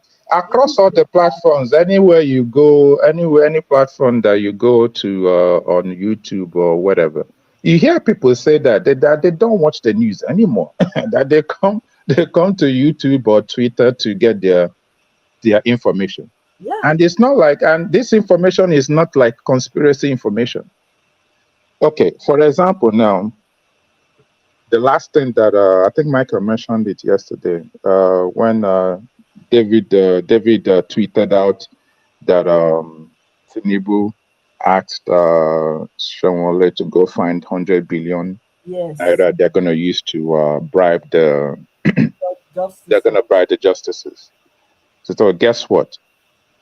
I think today, Sanwo-Olu said that they're going to go get a 135 billion naira loan to upgrade 33 schools in Lagos. Can you imagine? What a coincidence. Well, perfect coincidence. So the 100 million now, of course, we know where that one is going. So yeah, they found their money. Now, if David didn't say what he said, there wouldn't be a quote unquote legit excuse to get the money. Yes. That money would have just appeared from somewhere. But now they are claiming, they want to upgrade 33 schools in Lagos State. So they're gonna go borrow 135 billion. Kai. Man, what a mess. Chai. I beg, I want to go ahead. I bet you there's no schools being upgraded. Of course, they're gonna not to split the something now. They'll just carry the thing, go bribe who they can bribe for the justices that they can bribe, if they can bribe them. Exactly. You know, the ones that they can bribe, because they will not be able to get all of them. No, they won't. Clearly. Well, hopefully not, because I still don't have any trust for them. But okay, well, let's see. I don't have trust in them. Sorry to say, to cut you off. I don't have trust in them, but I don't know about you. Me, I want this. Make we just make the things start. Let's see this information P2B carry. I mean, it will reach. Yes. It will reach a point that, I mean, it's like this thing we're arguing about and FCT, and the evidence, the way the chief son for Obi team and his team will present this case, he wouldn't need a judge to tell you the verdict. You will call your own result, because they will lay it plain and simple that there will be no complication. It's like the way Dati was saying that the 25% comes already interpreted. Shehu didn't understand what he was saying. Pretty much what he was trying to say was, this is plain English, right? You don't need any expert opinion or specialist to explain to you English grammar. This already comes interpreted as in, like, it's very, very simple. It has been, if you're doing division, it's like you've reduced it to the lowest common denominator. You cannot go any further than this in terms of explanation, and that's what I'm expecting for the court case. I believe they've laid down their strategy so tight that what they're trying to do is actually not only talk to make their case to the justices, but actually to Nigerian people, like to regular people. So it's not going to be something that will be big grammar. It will be something very simple for everybody to understand where they stand on the issue, and to make sure that the people judging the case will have no choice but do right. And if they choose not to do right, it'll be obvious to everybody that they did wrong. That's powerful. I'm actually looking forward to their presentations, because a lot of information is going to come out. I am so looking forward to that, because I want to see how they wiggle themselves out of this. And the whole world, of course, is going to be watching. No, God. Of course, the whole world will be watching. Man, God bless Peter Obi for coming. And I just like, I love his stubbornnness. That's immovable and focused. Yeah. We are getting to the end of this matter. I like people like that. No. Is a holy, they call it holy anger. Thank you. That kind of when you say, I know they quarrel with you. You say that you win. No problem. We still be friends. You see my respected elder brother. But you see this process, you must see how they take reach out. Because me won't understand too. I want to understand how the magic take place. No. You gotta respect somebody like that. I better make I laugh small. I won't laugh this man as they ask some question. It is sweet me well. Mr. Peter Fayose, Oshokomola himself, Peter the Rock. All you have said. Thank you very much. All you have said is a justification of continued illegality in our country. And a lot of people are taken aback because also you yourself have been secretly recorded by an army captain when you were hatching out election fraud plans yourself in 2014. And we all remember that experience. So is it that we should continue in that now? And I also like to ask you this honestly. If another person apart from Bola Ahmed Tinubu you supported won this election, would you come on air and say all of these things that you're saying, that people should move on without justice? You try to just rationalize what happened in Lagos. Yes, it happened in other parts of the country. But the killings, the hurts, the laceration of people's body and the likes, that happened in parts of the country, but most importantly, what happened in Lagos. So should we justify this now because it favors people that you were in support of? Fighting is good. Can I just correct you there? I take exception to your claim that I was secretly recorded. And I take exception that nobody has proven that. Yes, I can be recorded, but nobody will ever say to you that I said they should go and rig an election. And I want to say to you, I've avoided touching on this area. When you are talking about Nigeria, let us start with the press. And let us start with your person. You recall the incident on the bus lane and you attack on the police. That shows that you, as a journalist, a public analyst, somebody who is supposed to live above board, is not equally living above board. And he that must come to equity must have clean hands. I read a lot and I listen to your comments. I feel, like I said, we need to sit back and correct a lot of things. But you give me a right of rebuttal. Your question again. You give me a right of rebuttal on the bus lane incident because I put it to you, sir. You don't know the full story of what happened. Excuse me. If you give me a right of rebuttal, and go ahead. If you go that lane, we will not make a sense of this program. I was invited by your station. If you didn't touch something that impugns on my personality, I will not give you an answer to that. So if you're asking a question, I told Ruben about it yesterday, and I specifically complained about you and your attack on the people you don't believe in as a politician. No, I have a right to do my job. You can't complain about me to my colleague. Excuse me. That's not I am right. equally telling you. I know where you are. That's not right of you as well. That is technically not right of you as well. And if you want to make a sense out of this program, let us leave personal attacks, because you are good at that, and I'm equally good. If you want it, I'll serve it as well as that. So this program is meant to talk about issues of Nigeria and not issues of a person. We know where you are, we know where you belong, we know the parties you are supporting, but let's leave that out of the issue. So going by what you asked, Nigeria needs a total overhauling of leadership and followership. Overoiling. I have said it earlier that it is important to know since 1979, nothing has changed.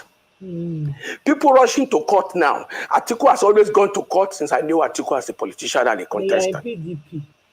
Atiku went to court in 2019.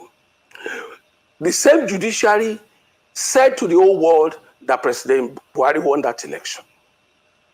listen to you again, and listen to me. If we are not careful, as a commentator, we will remain on the television molding the opinion of Nigerians negatively. Because that is what we want them to hear. For me, the election that brought Ahmed Bola Tinubu within the context of our conduct in this country is credible. It may not be the best, because you can't tell me it's Bola Ahmed Tinubu that killed the people you are mentioning. Can you imagine? You can't tell me it was Sanwo-Olu that killed the people in Lagos. Really? When there was an election they hit me here on my back. A policeman hit me with the butt of the gun. Most of the journalists were saying Fayose has come with his drama again. I had 3 surgeries last year. I could barely walk again. But when it is good, and when it goes against people we don't want, it's the best of things that could happen. You are alive when the G5 left the PDP. You are alive when Obi left the PDP. You are alive when Kwankwaso left the PDP, and so on and so forth. You want manna to come from where? So people going to court automatically means when I go to court, the judiciary must give to you because you are complaining or because you are a complainant? Oh, really? Obi himself will certainly, I want to say to him, in G5, we concluded that we must support a southern presidency. That is the truth, depending on their peculiarity. And if you go to Benue, that was why Otom supported Obi in Benue. We supported Asiwaju in Ekiti. When they were talking about how did the numbers came up in Ekiti, it was us that gave it to them. Read that. It was the people that supported Asiwaju and gave our own votes to him. Let me tell you why. I make it very express to you. If you tell people they don't matter, they will tell you they matter. When somebody came out, how you came out and said Tambuwal was the hero of the convention, they are now heroes of the losses. When you tell Wike, because on this television, they criticize Wike as if he's the enemy of Arise Television. I am a Wike's friend, though. I stand by him. All the propaganda does not stand the test of time. If you kick my leg, I tell you don't kick it again. If you kick it again, I will do everything to stop it. So let's leave it like that. Okay, so Mr. Fayose, I'm going to give you a quick rebuttal. Number one, I do my job here objectively as I can. If you give me one, let me finish. I will give it back to you. Mr. Fayose, let me finish. If you give it to me, I have a right to respond. I only responded. I have a right to respond. Let me it's not personal between the two of us. You made it personal, so I have a right to respond. It's not personal. Okay, so between the two of us, you can take me out of this. Mr. Fayose, I have a right to respond. I do my job objectively, so that I don't support 3 day. Congratulations. Any political party. Congratulations for doing your job. Yeah, please. Congratulations for doing your job. I am not one of those boys, one of those politicians who belong to public domain to talk to anyhow. It is important to note that. Mr. Fayose, can we make progress? Thank you. This is not a dialogue. This is a conversation. I'm with you. Yes, this is a program. It's a conversation. And let him not get personal. Yes, let him not get personal on this program. No, it's okay. It's okay. Our job is to ask you questions. You respond. It's not a personal thing. I told you yesterday, and I mentioned Oseni's name particularly why I avoid Arise Television. And you assured me that you are going to moderate it in a way. Oseni cannot, if it's his job, go for my personality or my person on the live television. It's okay. It's okay, Mr. Fayose. Can we return to the issues? I was going to ask. Thank you. You refer to the G5, right? Maybe you want to talk. Hi. Hell, this one a person papa now. The children go to watch am for news channel. They go to say my daddy. Hey God, Osalobua. It's crazy. These are the people that are ruling us. Can you imagine Agberos, thugs, criminals, fraudulent people from every corner? Hey! It's that one when I want to listen to again because I really like the way the man did give people woto. I played it yesterday, but I don't know this. I got to play it again. I like this, the way this man did. The lawyer guy? Yes. Yeah, this guy. Yeah. Oh my God, I like him. My name is Olali Konadawaju, and I don't intend to spend more than 30 minutes at most. In other words, I will not be able to answer calls. I will not be able to take calls. But I want us to watch 2 videos together. And I won't say anything. Let us watch 2 videos together. And then at the end of the video, let's discuss them. This video is a radio program in Chicago. The name of the station is WBBM News Radio. This is a radio station. Where is this guy? He's in the US. WBBM. He's in here. I think he's in Chicago or something. I'm not sure. Or maybe Texas. Somebody mentioned it one time, but I can't remember right now. I played it yesterday, but where I was noisy. So I want us to watch it together today. I'm going to play you 2 videos, and I won't make any comments. After watching the video, you be the judge and let's discuss it. And today, don't forget, I'm not going to spend more than 25 minutes. The first video is about 3 minutes. The second video is about 11 minutes. Let's watch. Let's start with the radio station. The radio station in Chicago is called WBBM radio station. You can Google it by yourself. WBBM radio station, and what they said about Tinubu. I don't want to say anything. Before you know it, people will say I'm biased. I'm not the one that said it. 2 videos, we are going to watch 2 videos together back to back, and then after the video, we are going to discuss it. And don't forget, I'm not going to spend more than 25 minutes. Cheers. Keep enjoying. Happy weekend. Nigeria are calling for top elected officials in the U.S. to not let me recognize the current president-elect of Nigeria, adding that there is evidence that he and his political party did not win the election, which they say may have been manipulated to appoint Bola Tinubu as the next president of the West African country.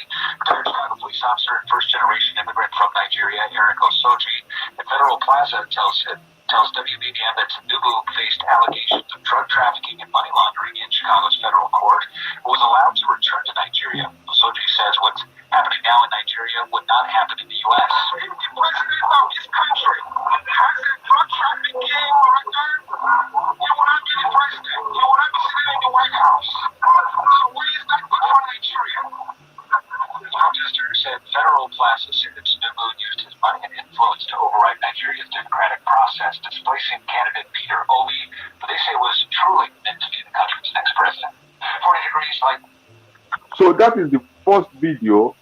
The name of the AWE exponent is Ologundudu. Ologundudu said, and I quote, that Tinubu inflated the contract of Lekki Toll Gate Road to 60 billion and awarded it to himself. The Lekki Toll Gate Road, Lekki Toll Gate Road, Tinubu inflated the contract and awarded it to awarded the 60 billion naira and awarded the contract to himself. And then Tinubu now made Fashola to sign an agreement that for the next 22 years, Tinubu is going to collect tolls on Lekki Toll Gate. That's crazy. In other words, it's madness. Tinubu did not invest a single penny on Lekki Toll Gate. He did not. Let me say it again. Tinubu did not invest a single penny. He got a contract awarded for 60 billion naira from Fashola.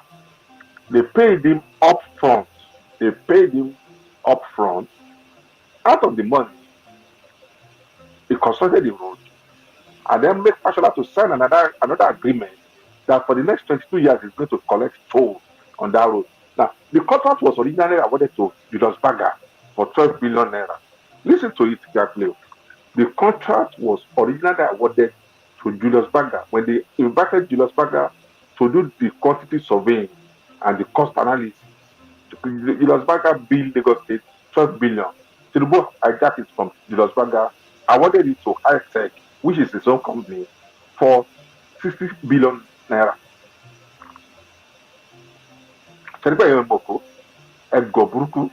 And if I say Lagos State indigenes are stupid, they will start barking like dogs. Are you not stupid? Lagos State indigenes. The person who has enslaved all of you, enslaved your parents, enslaved your children. It's even from Irabiji. It's not from Lagos State.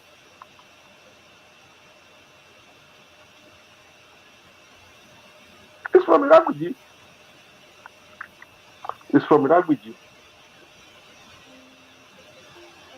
So, but I will come back tomorrow because I have so many things to do today. I will come back tomorrow. In fact, tomorrow, what I will do tomorrow is that I will allow people to make calls. Tomorrow we are really going to, it's going to be only calls. We are going to take only calls. I will play anything. I will just tell people to call and ask me any questions. Either election petition tribunal, on Tinubu, on Peter Obi, on Atiku, and I will answer you.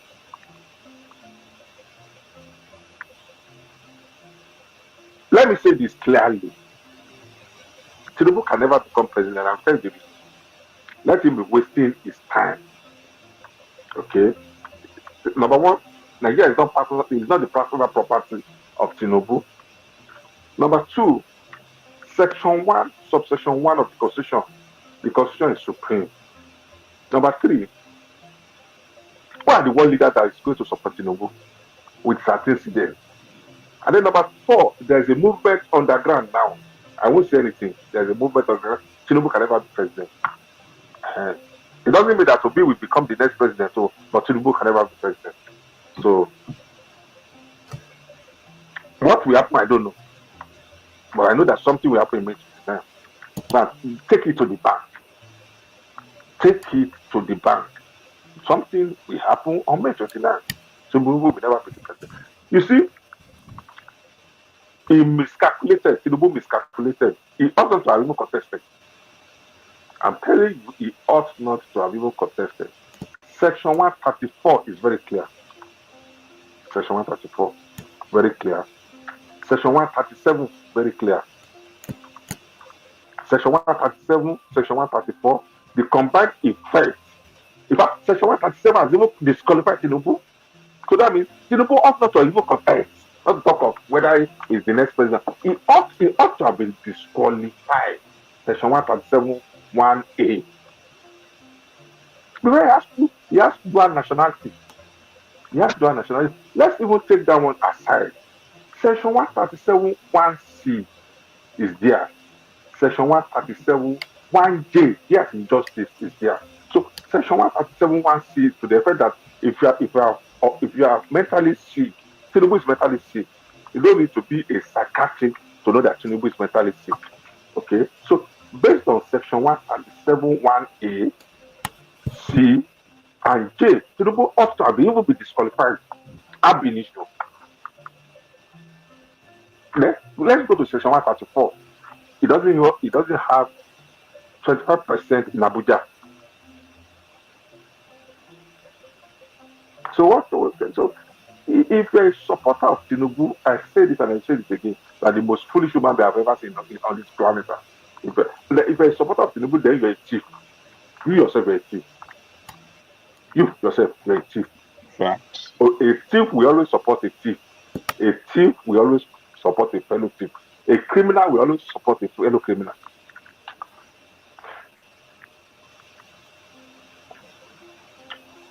This is the last time I'm going to send a message to Professor Akintoye and Igboho.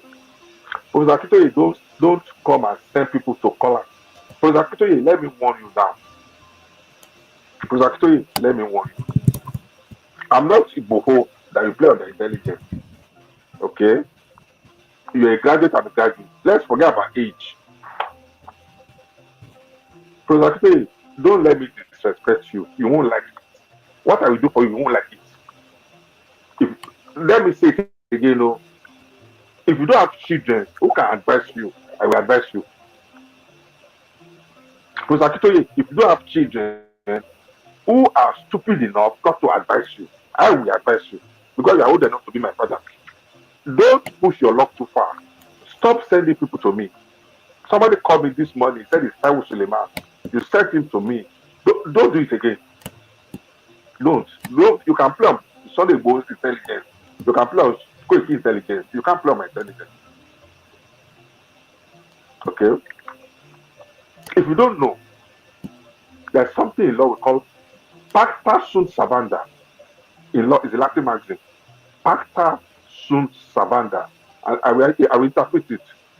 Terms of an agreement must be kept at all times.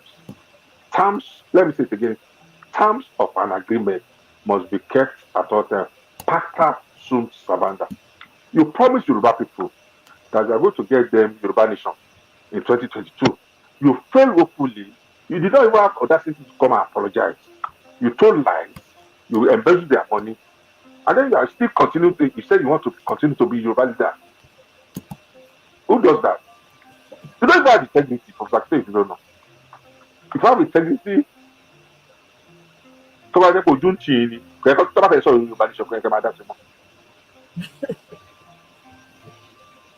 you turn Sunday Igboho as your cashier. Actually, in 419, the old days, there's something we call cashier. You turn Sunday Igboho as your cashier. And then you now turn Yoruba Nation as a source of livelihood. You turn. Create an amazing website with Fiverr. You'll need your web developer, UX writer, and Amy, a Fiverr freelancer. Yoruba Nation as your source of livelihood. Because actually, you go and look for a work to do. If you don't want, if you know you are too old, you are not too old to work. Go and look for work. However, at your age, I won't even advise you to work again. So go and enjoy your retirement. Yoruba Nation cannot be your retirement benefit. Yoruba Nation cannot be your retirement benefit. Okay, Professor, go and enjoy with your children. If you don't have enough money, call one of your children to accommodate you. Stop being a nuisance, sir. You are a nuisance. If you don't know, sir, you are a complete nuisance. So stop being a nuisance. Nobody made you Yoruba leader. Tell me where there was a meeting and they made you Yoruba leader. Just point it to me where there was a meeting and you are not choosing or elected Yoruba leader or Yoruba Nation agitator leader. Then how many nations have you you are not even a diplomat. And start telling people lies. Are you not ashamed of yourself at the age of 87? Hi. Why is it that people that call themselves the elders in Nigeria are so shameless? The so-called elders. Baba Obasanjo, Professor Wole Soyinka, Professor Akintoye, all of them, they are so shameless. They don't have an iota of integrity. Iota of integrity. So do it in I need to do. Look, you don't know, a good actor will leave the stage when the ovation is at the loudest. A good actor will leave the stage when the ovation. All of you just want to be relevant at all times. You just want to be relevant. You want to be at the center of political decisions. And you don't have work. All of you are parasites. So don't send people to me again. If you want me to disgrace you, if you want me to, I won't hesitate to disgrace you. And I challenge you to a debate. Professor Akintoye, if you are sure of yourself, let us debate. You can speak English, I can speak English. Let us debate. Stop deceiving Yoruba people. You are Tinubu's houseboy. And then Tinubu will give you money. Go and enjoy the money that Tinubu gave you. And stop, leave Yoruba Nation, you Yoruba people alone. And then to Sunday Igboho on Mali. Sunday Igboho on Mali. Let me say it again, on Mali. Yeah? You are just an ordinary talk. Ordinary talk. I said it again. Somebody was saying, you want to put a time with Solomon. Kò ní dá fún ìyá àti bàbá ẹ̀ tó bá ní kí Sunday Igboho sùn mi. Torí ìwọ tó bẹ̀rẹ̀ ní Suleiman yẹn, àti Táíwò Suleiman tó pè mí láàárọ̀ yẹn. Kò ní dá fún ìyá àti bàbá ẹ̀ tó bá ní kí Sunday Igboho sùn mi. This is Sunday Igboho that has criminal cases. This is Sunday Igboho that was implicated in kidnapping. Is it because we don't talk? How did Sunday Igboho make his money? So, Sunday Igboho, you can play on people's intelligence. You are too junior to me to play on my intelligence. You can play on Nigerian's intelligence. Only ogun kan tó pariwo tó ń pé olóògùn ìjọ tó wá ká ìmọ́lẹ̀ ó sá lọ ni ó lè display ogun. Are you so stupid? Somebody accused you, a couple in Ogbomosho accused you of being a kidnapper. You did not come out to debunk it. They're not sending people to me to come and do what now? Could it find about Bim court? It's Sunday at prosecutor. Could that immediately by Bim court? Do you think you are the only people that can use propaganda? Do you think you are the only people that can use propaganda? This is why I'm going to stop the broadcast today. Let me play you Tinubu's video again. Shameless people. Shameless. Eh? Shameless people. By the way, I just saw something on Twitter now. I think this is very, very, very, very effective. So somebody said that you should compile a list of all the people that are planning to show up at that inauguration. Whatever it is that they are doing, whatever business, find out what they produce or import and then boycott them.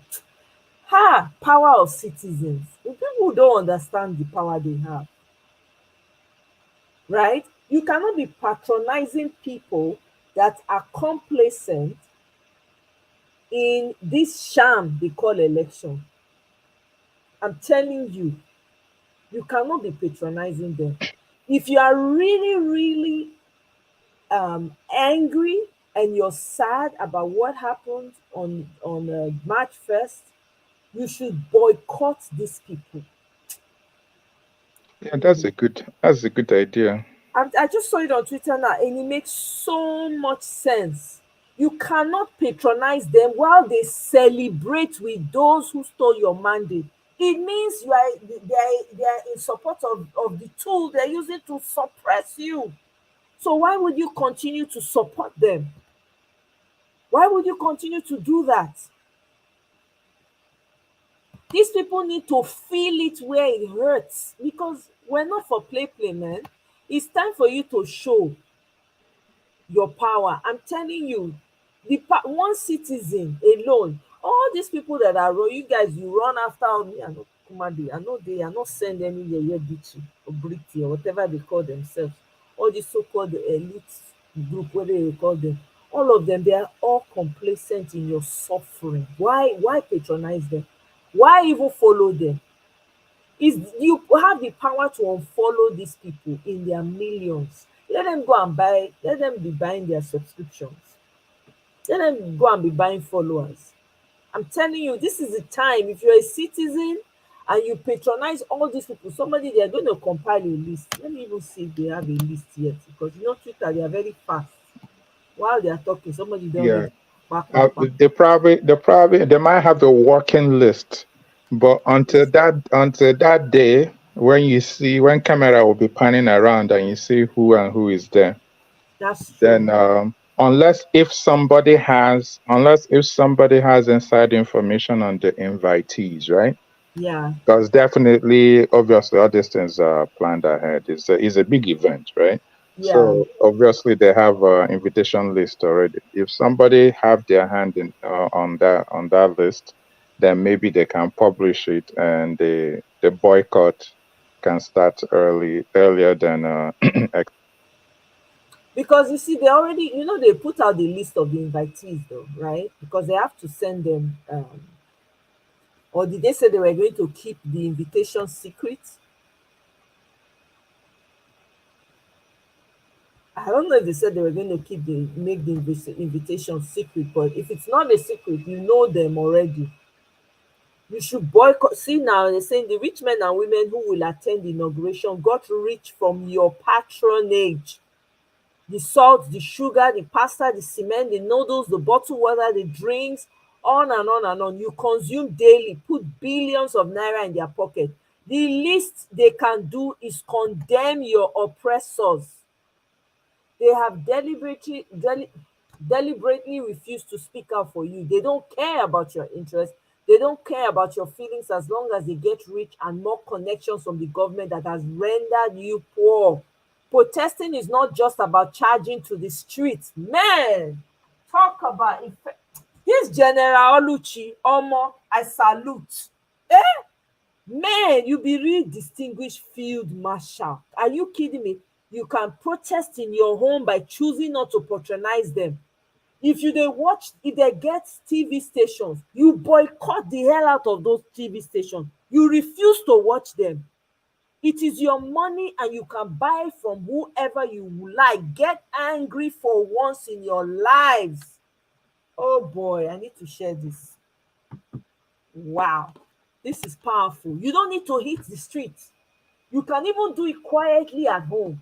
You just stop it. Everybody will just decide not to pray. Anybody will show up for that inauguration. No patronage. The business go crumble. If we can do this as citizens, we've achieved a lot. We've achieved a lot. These people, they are enjoying, they are getting rich at your expense while you're getting poor. They're getting rich. They have lights, they have generators, they have trucks that they can drive on your bad roads. They don't suffer the flooding that you suffer, but yet you patronize them. Why would you? That makes a lot of sense. I'm going to share it on my community page. I think it's a powerful form of protest for sure. Yeah. And she's right. It's not about charging to the streets, man. Dog vest, carry. No, there's so many ways to protest. If people stop buying things from these people, I'm telling you, they go feel them. They go feel them since they are not moved by yourself. It's just like all these British that are making movies and they are supporting nonsense. You unfollow in millions. Citizens don't understand the power they have. When you unfollow them, they go learn. Yeah? Oh, the judge did not show up for the case for the 25%. Yeah, I'm telling you, I saw that early in the morning, but I didn't reply. I saw it early in the morning. I thought it was a joke, but I just left it there because it didn't make sense to me, right? It's now that Casey was asking this question again. I just went back to Twitter and I'm seeing the same thing. I'm seeing the same thing again. Are you kidding? The judge didn't show up to his own court today, so nothing happened. Wow. Technicality. That's the only weapon they have. They cannot use truth. They cannot use justice. Technicality, and that's what Delefaro Timiu has been saying for a while now. That the cases that he has been seeing in Nigerian courts is all judged based on technicality. It has nothing with the facts presented. It's stupid things like this. Hi. It's stupid things like this. I had to go confirm it. You know, it's okay. If you read my first comment, I said key witness because I know it was judge that I read, but I couldn't believe that how can the judge not show up to court? So that's why I wrote key witness as somebody important didn't show. I just went back to Twitter now and I'm reading that true. Now judge will no show. Wow. Judge not show. He run from your own court. He run from your court. Is it possible that they told him, they threatened him? Probably. That's how Tinubu operates. The way he operates is either you take the money or you take the poison. Wow. So that's the way he operates. So I don't know what happened. I don't know exactly what happened, but people showed up and judge no show. which is total madness. I just read it a few places on Twitter now, but I haven't it's just random people that I saw. I searched the story and I saw random replies. Wow. But it's just messed up enough. It's the same thing with even the LP case, the stalling thing. There's no reason why they'll be stalling all these court appearances. They've gone to court like how many times? 4 times. 4 or 5 times now, and nothing. They keep pushing it. Now they now push it to the 30th, right? They pushed it to the 30th after the inauguration. Yeah, after the inauguration, yeah. As if that will make a difference. Exactly. Yeah, people. When we come to uproot everything, it doesn't matter if it's before or after 29th. It doesn't matter. We'll show and just uproot whoever is there, because you're not the rightful owner of the seat. You stole the mandate. So whenever it's made obvious to everybody that it's stolen, the rightful owner will come and take their place. It has nothing to do with date. But anyway, it is well. We move. Tomorrow is another day. I don't know. Is there a hearing tomorrow? I don't think so. I don't think there's any. I don't think there's any hearing. I think everything now is like gearing up for Monday's inauguration. But there's one on Friday, right? The one that they're going to about the double nomination is on Friday. Yes. I think that's the one. Yeah. That's that one. So a lot of people were hoping that the one for today will stall the 29th. So that didn't happen. Now, 25%. That's the one that. Yeah, the 25% was for today. The residents of Abuja filed. Yeah, so that was to be heard today, but that didn't happen. So the double. The judge just absconded his own court. That's madness. So. It's not normal. There's not you're assuming you're living in a normal country. That's the problem. You're assuming say your country normal. Your country no day normal. There's nothing normal about that country. At all. Nothing. So Look at the video you played. The guy was talking about Tinubu and how he gave himself a contract. Yeah. Like, who does that? That's why Azami Chinedu won the election for governor of Lagos State. He won. They rigged him out. Sorry. Yeah, they rigged him out. Sorry about that. He won. They rigged him out. If that didn't happen, he for open the books. And you will see all these things, plain and simple, because there's no way, like Tinubu is already handicapping the whole state, because they cannot function from Fashola going down. They cannot function at the same time. They cannot say anything because he's the one that put them there. There's a donation that a company did for the Lagos State government. I think all these new gas operated vehicles, right, for transport. Right. It's actually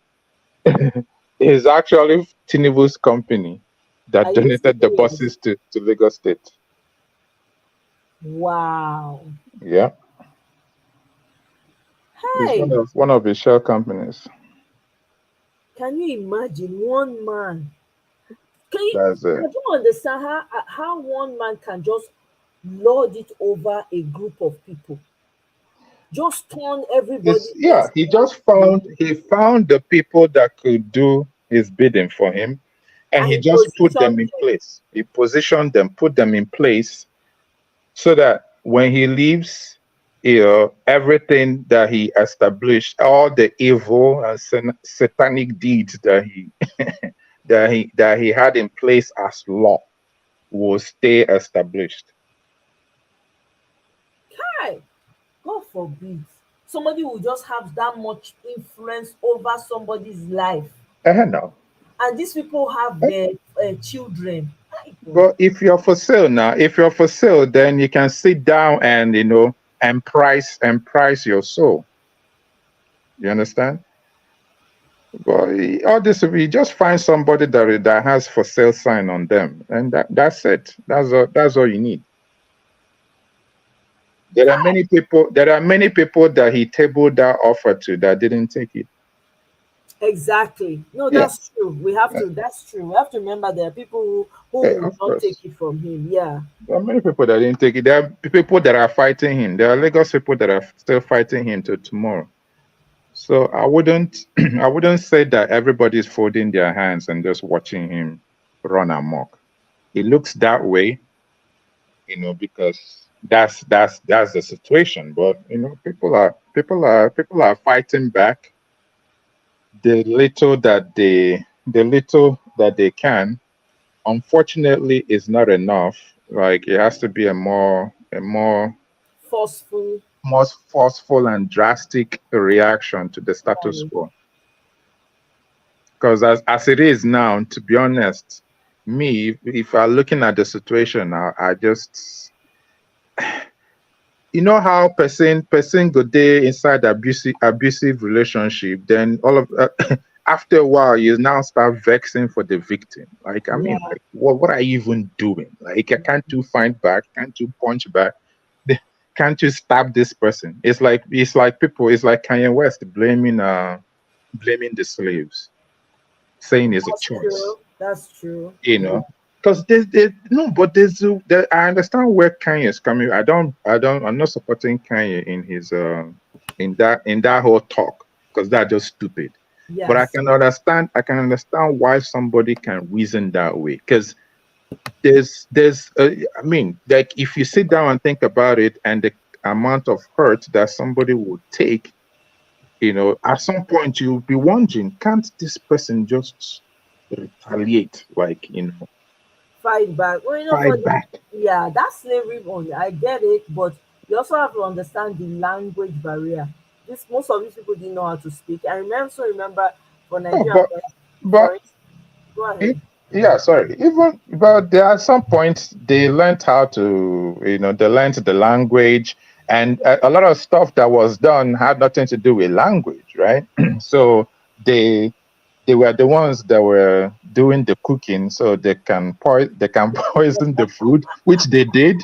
Some people poisoned the food. Yes, right. And remember, let's not forget they fought too, because they fought. Now they were fighting from day one, like from the ship. Like, they were fighting from the ship. People fought from the ship. People fought from the shores. Before they jumped into the ship. Some people, Amistad is like a real life story about some slaves in the ship that fought and actually routed the ship back to the shores of Africa, right? Yeah. So people were fighting from day one, but it's just that we don't know those stories, right? Yes. So that's the thing. It's the same thing with Lagos. The indigenes are fighting, but for me, like, for example, as somebody that is not from Lagos, and you tell me that you have a governor of a state that is actually not from that state. Like, how is that? It doesn't make sense to me. Like, I'm from Anambra. Like, if you're going to be governor of Anambra, we will know your name. We will know your town. We will know your village. Yeah, we know. I mean, that's the only way you can. That's the only way you can be a governor of Anambra State. That's the only way. In fact, even governor is even too far. If you want to marry somebody in Igbo land, the kind of investigation they will do on your family, they will go and uproot everything about your family just to make sure that their daughter is going to a good environment, a good family, right? I know sometimes of late, people that have money have used money to, cloud a lot of these things, right? And that's where it comes back to, like, people that are willing to, like, sell their soul for bread and fish. But traditionally, what we investigate, they will investigate your family well, first of all, to make sure there's no blood relationship, right? so that it wouldn't be like, you know, families marrying their own family, right? The fact that you're from another town doesn't necessarily mean you're not from the same family. And, you know, back in the day too, because people weren't traveling too far, people also marry from another village. So you have to do proper investigation, right? But just going back to this, the fact that I didn't even know, I thought the guy was from Lagos, Tinubu, but I found out that later on that guy he's not even from Lagos. Then upon that, nobody even knows where he's from, which complicates the matter even the more. Lagos really messed up. Big time. Lagos State really messed up. That's why we are where we are right now. I'm telling you, they messed up. They slept on it because of those around that wanted that money is their god. Ovias Peter, he say it's not madness. These are the technicality ploy they do to shade off hearing. It's madness. It's still madness, right? It's still madness. What's technicality? What is that? It's madness. It's the madness that they want to perpetuate, you know. So let me play this video by Dr. Haruna Goro because I like his. Let's listen to him. You're welcome to today's broadcast. Sure Destiny TV, reaching people and touching lives. Hello, brothers and sisters. Greetings and salutations. This is your friend and brother, Dr. Haruna Goro. I'm sure that many of you have been waiting for a broadcast from me.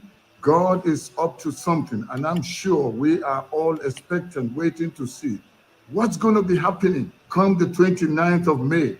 Well, you already had the call that I made, not just me, the young people are calling, the women are calling, and they've been asking for the judiciary and the presidency to do something about the current swearing in that is on the way. Others are asking me, so what are you going to do if Tinubu is sworn in? Well, as I've said earlier on, that I'm not really a politician. Nobody has paid me to do what I'm doing. In 2015, I was one of the people that was not really into politics, but seeing what our people were suffering, especially in the North, I supported the idea of Buhari becoming president. I wasn't actively involved in the politics. All I just did was to air my views that seeing the background of Buhari as a military general, somebody who had zero tolerance against corruption when he was a military ruler together with the Diabon. Many Nigerians, including myself, were so certain that if Buhari is elected in, he will come in to bring an end to corruption. That's why the whole nation,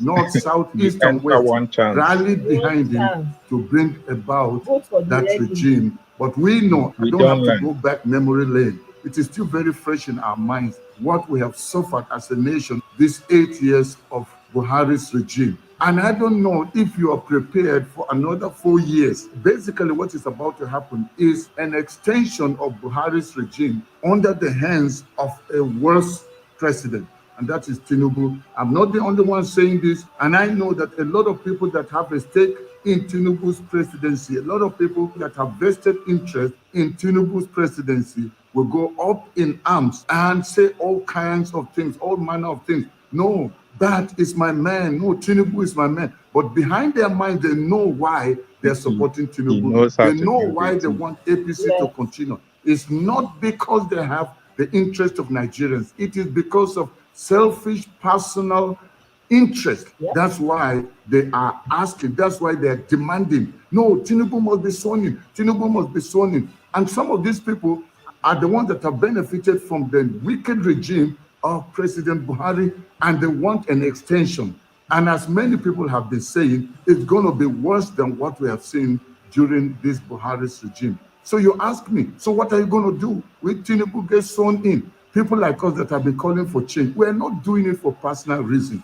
I don't even know Obi personally. I don't know Atiku personally. I don't know any of the candidates personally. I am doing this based on conviction. I'm doing this because I have feelings. I see what Nigerians are going through. We see the insecurity. We see the abject poverty in many places with the potential that Nigeria has. But why do we have to be subjected to this kind of wicked rule? When you hear of governors from different states fighting, no, we want Tinubu, we want Tinubu. You know what they gain. Deputy governors, people that are in the Senate, people that are in the House of Representatives, and in the various states House of Assembly. You know the kind of money that politicians are making. They go ahead to approve benefits for them so that long after they have left office, they can still be collecting 100% of their monthly take-home salary. Apart from that, they will be given free cars. They will have drivers. They will have cooks. They will be given free medical benefits. They will have a lot of money. That is why when they get into power, they will do everything to hold tight to power and never want to let it go. So these politicians, you know, obviously, that they are not there for the interest of the people. That's why they will do everything. And when the case goes to court, when do you hear them say, go to court, go to court? They are not saying it because they want justice. It's because they know they can influence the decisions of the judges by bribing and bribing. It's been alleged that Tinubu already is bribing the judges or is doing everything possible to convince the judges to receive a bribe so that they can ensure that the case goes in his own favor. So how can we say such people are actually there for Nigerians? When people like us talk, other people go up in arms. And some are even like teasing and saying, we will see what will happen. A lot of people are turning the whole thing about Tinubu becoming president as if it's a joke. The suffering and the pain that people went through in these 8 years with Buhari would actually be like a joke. But we are praying and trusting that God, the Creator, will do what no man can do. We know the aggrieved parties have taken the matter to court, just as they said when Mahmoud Yakubu was receiving and preparing to announce the fraudulent result that was so questionable.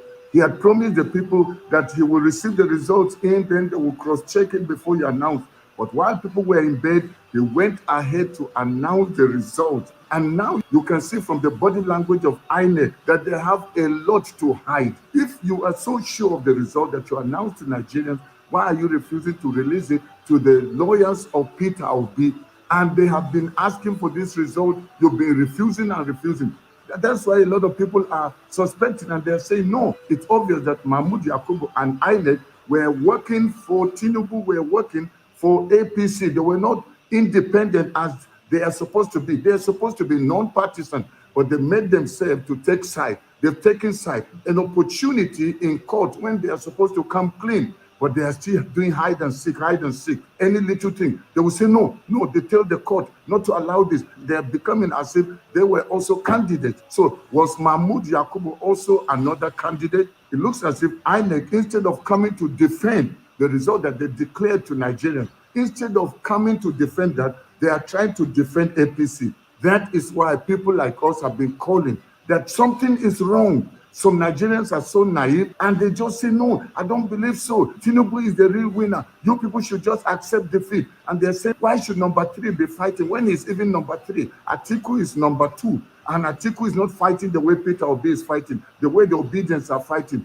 Peter Obi, that you said had no influence, he just has a few people that are tweeting in the room. And you said he's going to be an internet or he's going to be a social media president. Why are you so scared about Peter Obi? And all your fights are around stopping Peter Obi, stopping Labour Party. And with all that has happened, why don't you allow the tribunal to do her job? Why don't you allow justice to take her course? What are you afraid of? Come clean, reveal everything. You had said they should give you a chance to make sure that you can format your system to prepare for governorship. You said the results will be put at the back-end server so that everything is intact because you needed space in your computers or in your system to conduct the gubernatorial election. No, what INEC was actually looking for, they were just buying time to make sure they delete or they take away the result of the presidency so that when they're being asked to produce the result that they used to announce who the purported winner was, they can now bring it out. Nigerians were made to believe that INEC actually meant well. They just needed space so that they can effectively conduct the gubernatorial election. They believed that they meant well, but not knowing they were buying time so that they can go and falsify the figures and make sure they tally. And when they put together the totals will work. And then they will not be able to pick whatever it is. But they don't know that as they were uploading this thing, it was also on Amazon. And so it's coming clear now And that's why going to court now, as they kept saying, going to court, go to court, go to court, because they were so sure it's going to be like the old game they have always played, where they maneuver, and at the end, the opposition or whoever goes to court will have no clear case, and the case will be thrown out. But this time around, everything is working against them. How does somebody think that the average Nigerian politician actually means well for you? How can you be so dumb to believe that the average Nigerian politician is thinking about you? Many of them are preoccupied about thinking about themselves. How come many of their meetings they can't do in Nigeria? How come Tinubu can't meet in Nigeria? Who are they afraid of? Why must they always be meeting abroad to talk about matters that concern you? When they are sick, they go abroad. They have meetings, they go abroad. They're planning who to put in their cabinet, they go abroad. Do you see the Western world presidents coming to Nigeria to meet so that their people don't know what they are doing? But this is how dumb we have been in Africa, especially in our own country, Nigeria. We have become zombies in our own nation. When people like us talk, many people begin to criticize and call us names. No, you people should accept defeat. If truly Tinubu is the winner, we will all accept. Was that not how Jonathan considered defeat? Imagine if Jonathan had gone to court. It would have been the same drag. Have some of you forgotten how the current vice president, together with some APC people, were calling for parallel government? They were calling for interim government. They said if Jonathan does not surrender and relinquish power, they will form a parallel government. But now when people like us are saying people should go out on peaceful protest, then people start saying that is treasonable. That person should be arrested. That person should be arrested. My prayer is that you will not remember one day that people like us spoke, just like people also spoke in 2014, 2015 and warned Nigerians.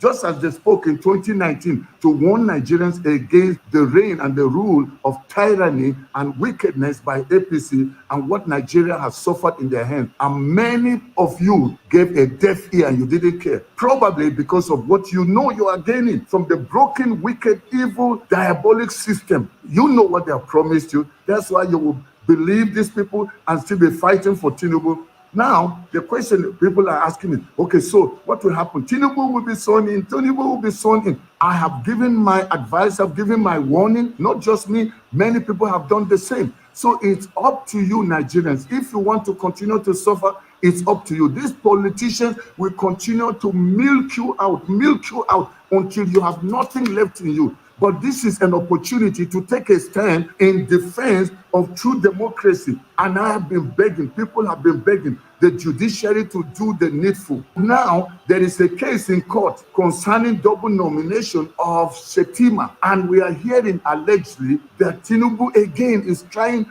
to give money to the judges so that the case will be in their own favor. Why must everything be around buying people with money? Why can't they just face the court and let the truth come out? But because they know there's no truth in them, so they're doing everything to hide. That's why they want to buy the judges.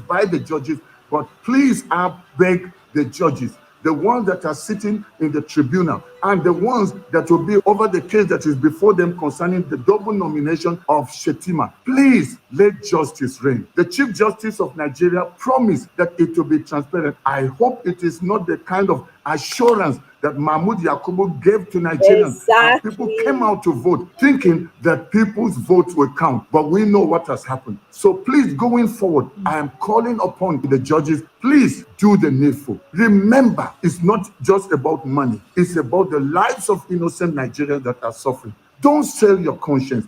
Do the needful. Some people are mocking and saying, well, whatever you do, Tinubu is going to be president and the case will drag, and then eventually Atiku and Peter Obi will lose the case. So who will benefit? Do you love Nigeria?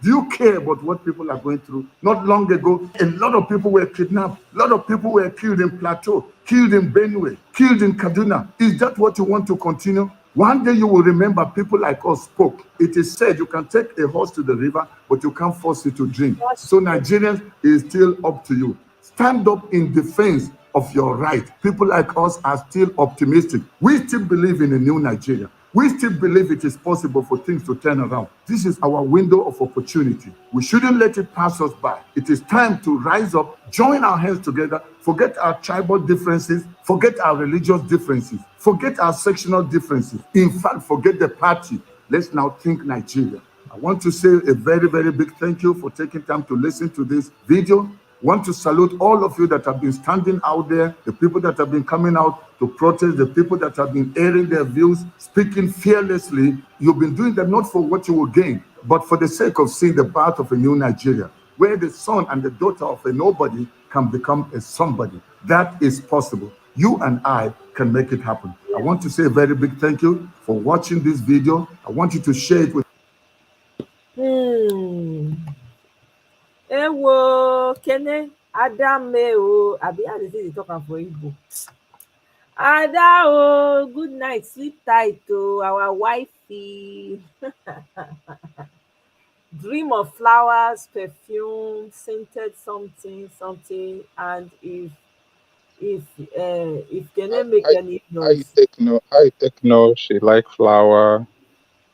I know not be woman. I know women. Some women like most women like flower. Who not like better thing? I better not disturb her. This one, your voice don't too be loud. So you better. I go reduce my voice. She did another. She did another room. So. Okay, good. Yes, this noise, this breaking, not be breaking now. You know, I know this didn't just happen. I know, but it's like, yeah, it might be breaking as in the sense that, you know, maybe there's paper trail that revealed that that's the case. We all know that's what's happening. Yeah. But it's not like we cannot say that the order came from this so and so office or so and so, you know, right place. So maybe the breaking news is that, you know, we're able to see that we're able to see now that maybe some kind of paper trail came from office of the maybe presidency or from Lai Mohammed or from somewhere. Well, but it's obvious that's what's happening. yeah, especially today. exactly. It's so clear. I mean, somebody absconds his own courtroom just so that he can avoid, you know, hearing a case. Hearing a case. God, that's madness. That is madness. We are literally the banana republic now in Nigeria. Banana republic. In fact, banana republic even they organized. If anything, there's anything. There's some kind of order in a banana republic. Exactly. At least you know it enough to know it is a banana republic. This one, you can't even put a name to it. Nothing. Everything. As we did so, people suffering and things being as bad as it is, Buhari and his APC government released like a 91 page achievement book. I think they released that thing like 3 weeks ago. And if you ask them, they will tell you, oh, they did amazing for the country these past 8 years. Even a spokesperson of the government was on channels, I think it was yesterday, defending all the achievements. Additional guy. Defending all the achievements of the government. Meanwhile, any experts in economics will tell you that they failed. The regular person on the streets will tell you that they failed. Person will not go school at all can see and tell you confidently that the government failed the past 8 years. It's crazy. It's crazy. Just madness. It's madness. There's no other way to explain it. It is mad. It is cuckoo. Like literally, you know when Peter Obi said that the psychiatric home has been taken over by mad people. That's exactly what is happening. The asylum has been taken over by mad people. Yeah, exactly. That's exactly what's happening. Anyway, Sha, because they say, they say don't talk too much.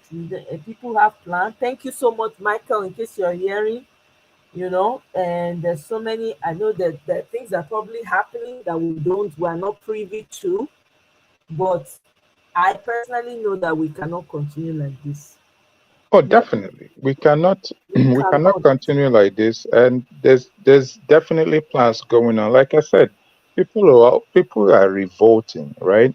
And there will be different. It's not like a one time thing or even a one kind of like front of yeah. It's not like, it won't be like one front kind of revolt.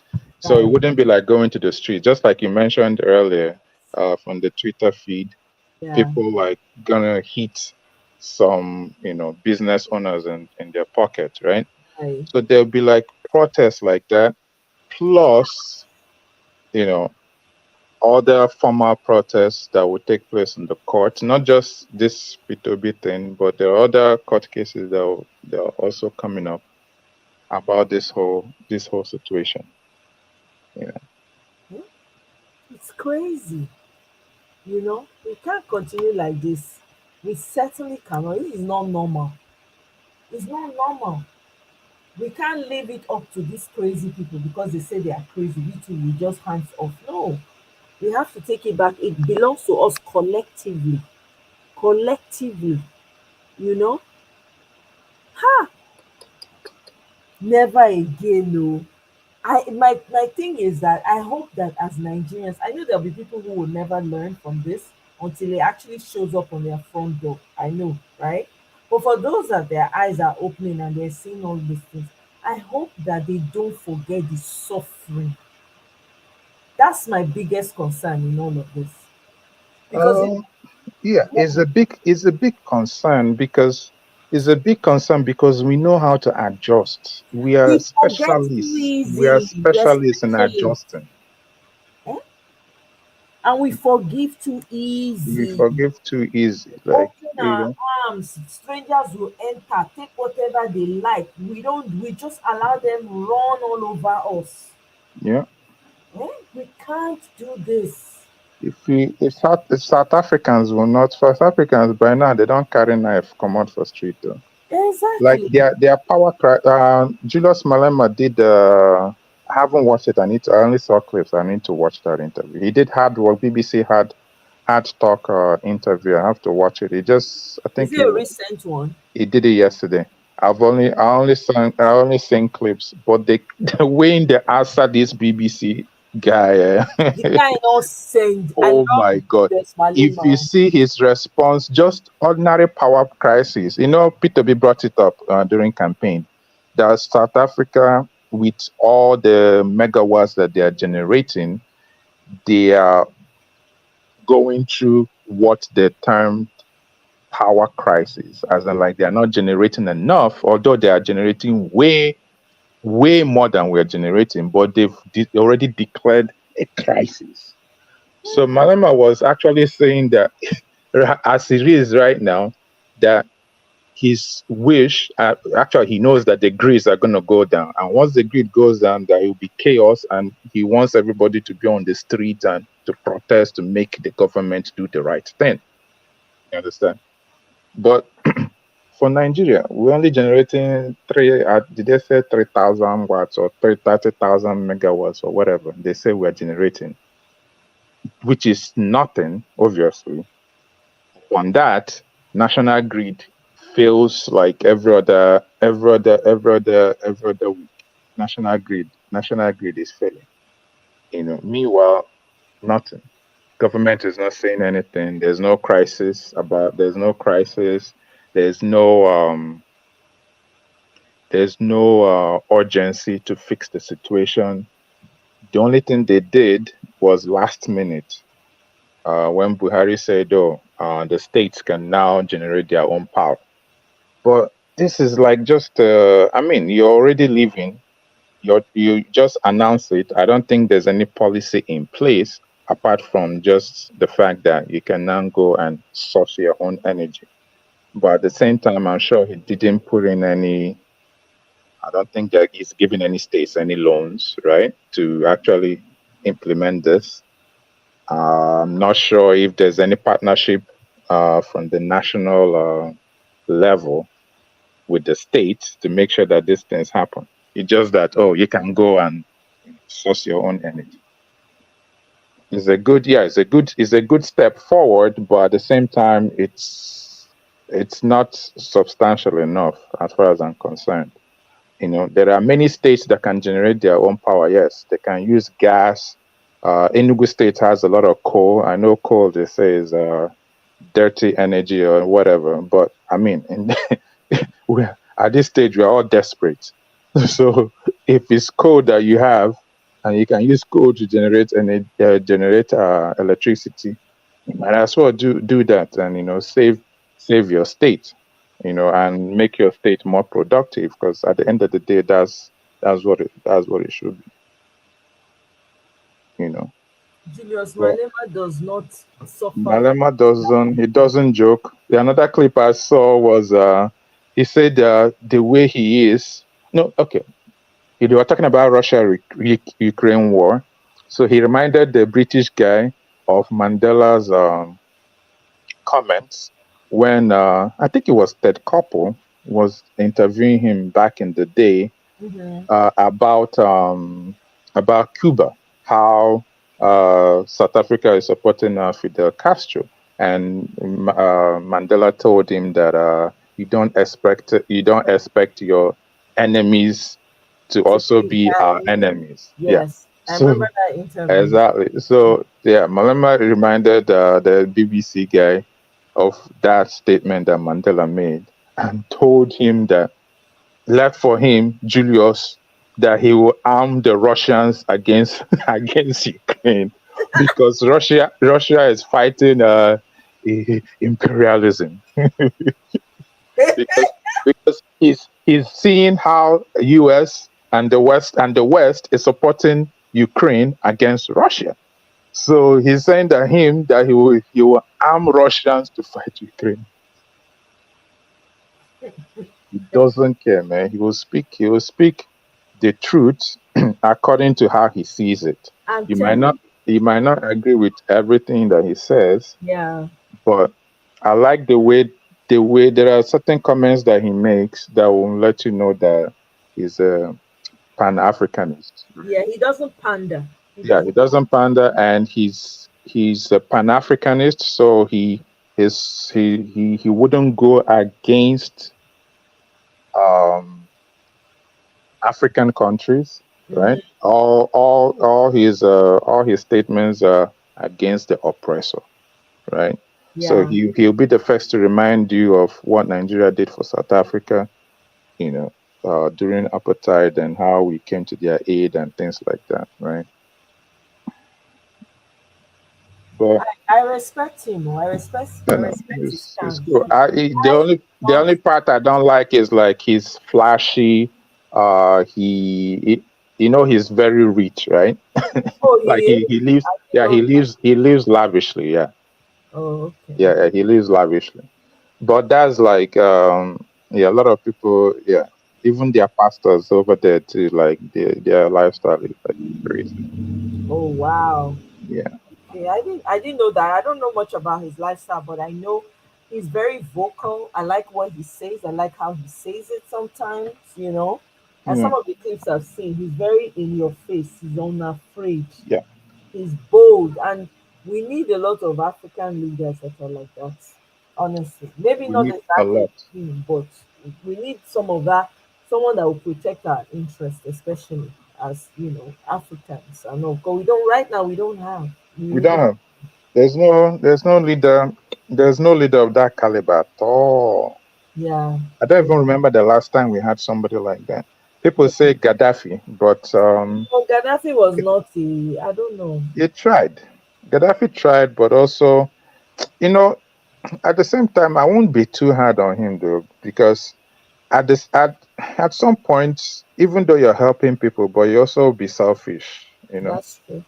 So it's human nature. Yeah, you have to protect your interests first before you start helping. It's only a few people that are selfless, right?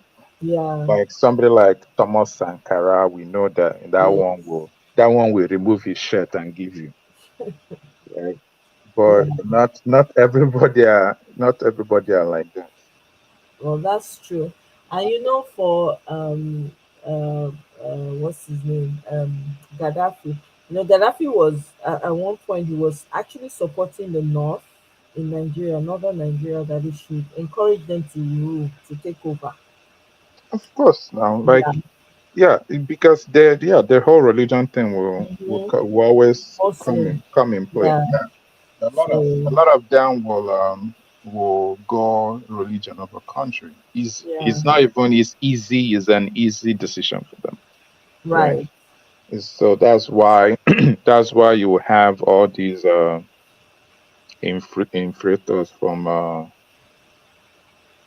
Mali, yes, Niger, all these people, Sudan. They can come to Nigeria and be Nigerians.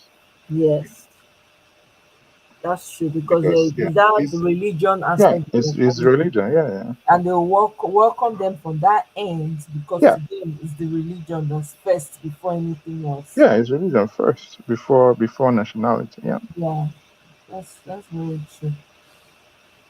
Anyway, look, we call them a day today. I don't try almost You 3 hours. don't try. It's almost 3 hours. 5 minutes and it'll be 3 hours. Can you imagine? Me when I come here, on a Wednesday. Just like that. I was surprised. Say you were even live, because I don't even know what I was doing online. I forgot what I was doing online. Then all of a sudden I saw a red on your profile. I'm like, sure. Because I was like, okay, let's see. I be no one come now. First of all, because I was very happy about the way the live ended yesterday. Shout out to Michael again. And then of course some more information came forward today, and I was kind of like feeling good about it. I was like, okay, maybe I should share this good feeling with everybody else, based off of because yesterday I wasn't happy at all yesterday. So that was what, and then of course Tina Turner passed. I was like, okay, yeah, that's true.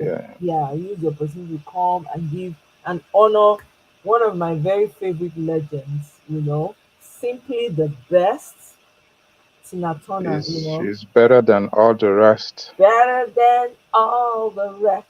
That woman was something, man. Her dance steps, everything. But anyway. Yeah, we used to have back in the day VHS tape of one of our concerts. You have VHS tape of Diana Ross concert, Tina Turner concert, and those two. Michael Jackson. There was Michael Jackson. Then yeah. Those are the major ones. Actually. Those are the major ones. Lionel Richie All Night Long was another one. Yeah, in the 80s. Oh God, NTA was killing that video then. Yeah, that's true. So that's what problem. I was like, okay, let me just come and just talk for it. I wasn't expecting many people to come. I was like, I'll just do 1 hour, chill. But for you can't do 1 hour. You keep saying no, you won't do 1 hour. It's impossible. The day when I will do 1 hour, I go appeal. I used to be able to do 1 hour back in the day. Not there back in the day now. That was where people were jollophing and pepper soup. Pepper souping. Pepper souping. Things done rough. There's a lot of stuff to talk about. I'm telling you, don't rough, and all hands have to be on deck. If anybody tell me say I will come to do politics, I go say na lie. We must resolve this. But this one we got to resolve. There's no way around it. I know we fit. I know they fit every day. No matter what I'm doing, I must make time for Nigerian news, find out what's going on, check out. I always join one platform. Join Nigeria Watch. I'm always on it. Except Elvis the chair. Yeah. Oh my God. Except the days I'm extremely busy and my schedule just goes crazy. But I'm always I'm listening in. If I can't call in, I'm listening in. I'm trying to see what's going on.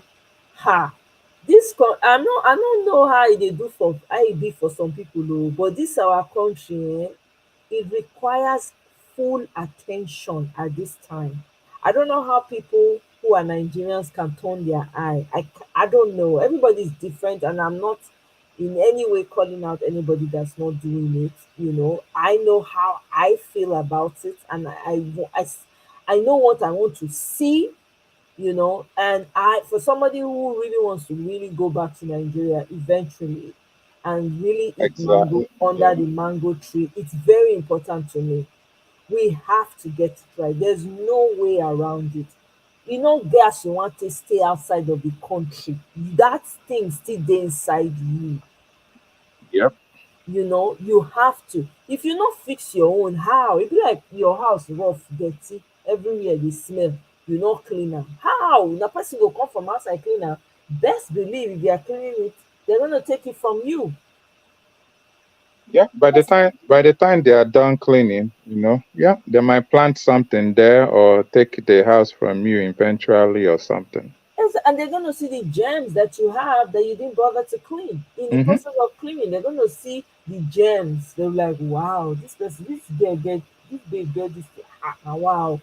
They will put small inside pocket, put another one for inside pocket until they clean and finish. We can't. It's not possible for us to continue like this. It's really not. So for me, Nigeria is a must for every Nigerian. It doesn't matter where you are. It is an absolute must, you know. Dele, I'm about to round up. Oh. You just snuck in. How are you? Can you hear me? Hi. I can hear you. How are you? I'm doing good. That's good. Good to have you. Happy Wednesday. Yeah, happy Wednesday. Yeah, I was speaking to my I was at work the other day and I was speaking to my coworker about like what's going on in Africa, especially like Nigeria, and it's like I don't know, I just had so many negative, you know, I don't know, I just have a negative vibe because of what is going on.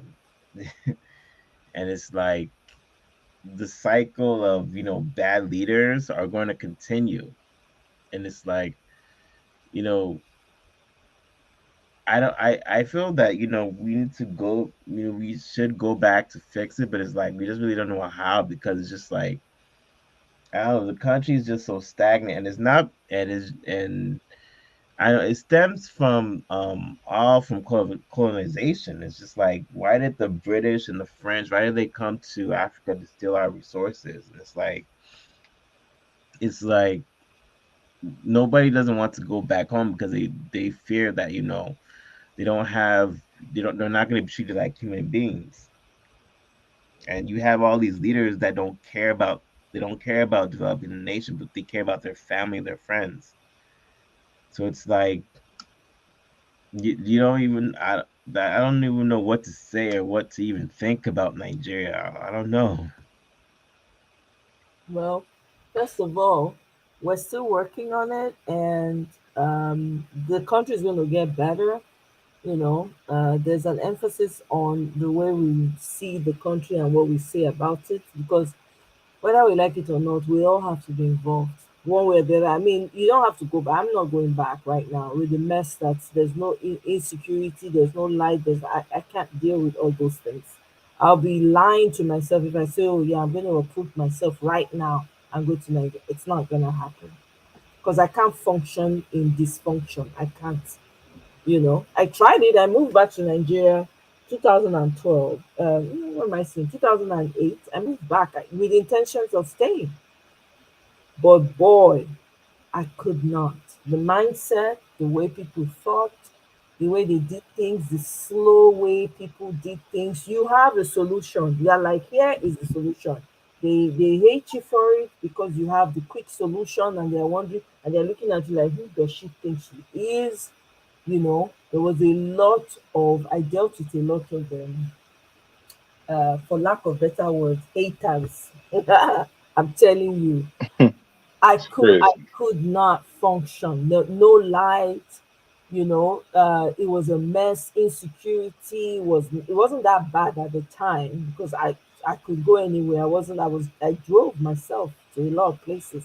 So it wasn't that bad. But it was getting bad. I remember I driving from Isolo, and I was stuck in traffic. It was getting dark, and there were people who literally were robbing like two cars down. I Wow. didn't even know. Someone just said, just look at this at your front rear Side mirror. mirror. Yeah. Exactly. And I was like, what the heck? And then I saw there was a trailer on the other side that was honking really loud and was yelling at them, right? But they were busting down people's windows. Almost. I don't know where the James Bond skill come in. Till today, I don't know. Don't ask me. The way I reversed on that freeway, I hit the car behind me. I didn't even care. I was like, I'm out of here. Because by the time I noticed, they had already finished with the second to the car, and then they were now And operating. they're coming towards you for sure. Exactly. They weren't stopping. Exactly. They were working on the guy right behind me. Hey, the reverse no be here. Oh. Till today, I don't know how that thing happened. I reversed and I just exited and boom, I moved. But that same exit that I once exited, somebody tried to do it, and guess what? There was an ambush. They had put something on the road that would bust all the four tires. Yeah. The person, Wow. like in the process of trying to get away, they were driving so fast they climbed on top of those things that were had nails, and that was it. The car was flat out with all the tires, and they rushed that person and they took everything. I don't know if that person is all right. I don't know what happened.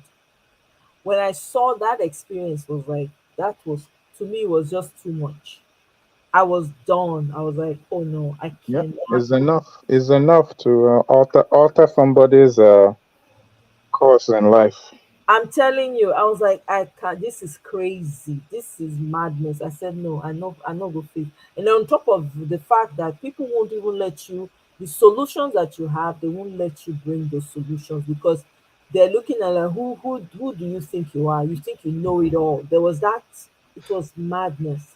So for me, that was why I left. I stayed 4 years though, by the way. I stayed though for 4 years. You try. Yeah. I was like, okay, I'm done. When I was real, I'm like, I can't. I just can't. I've tried.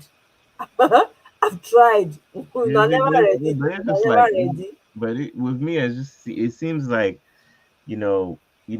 people, they want to wallow in their lifestyle, and it's like, even though we have corrupt leaders, but it's even though when people actually stick up for their rights, it seems like their rights are not being heard, and it's like, and it's like this is a repeated cycle. Let's say the next 4 years they want to elect another person that's a young person, but they don't give him the opportunity, and they elect all these old leaders coming to power, and it's just like this nation that's called the Giants of Africa is never going to change.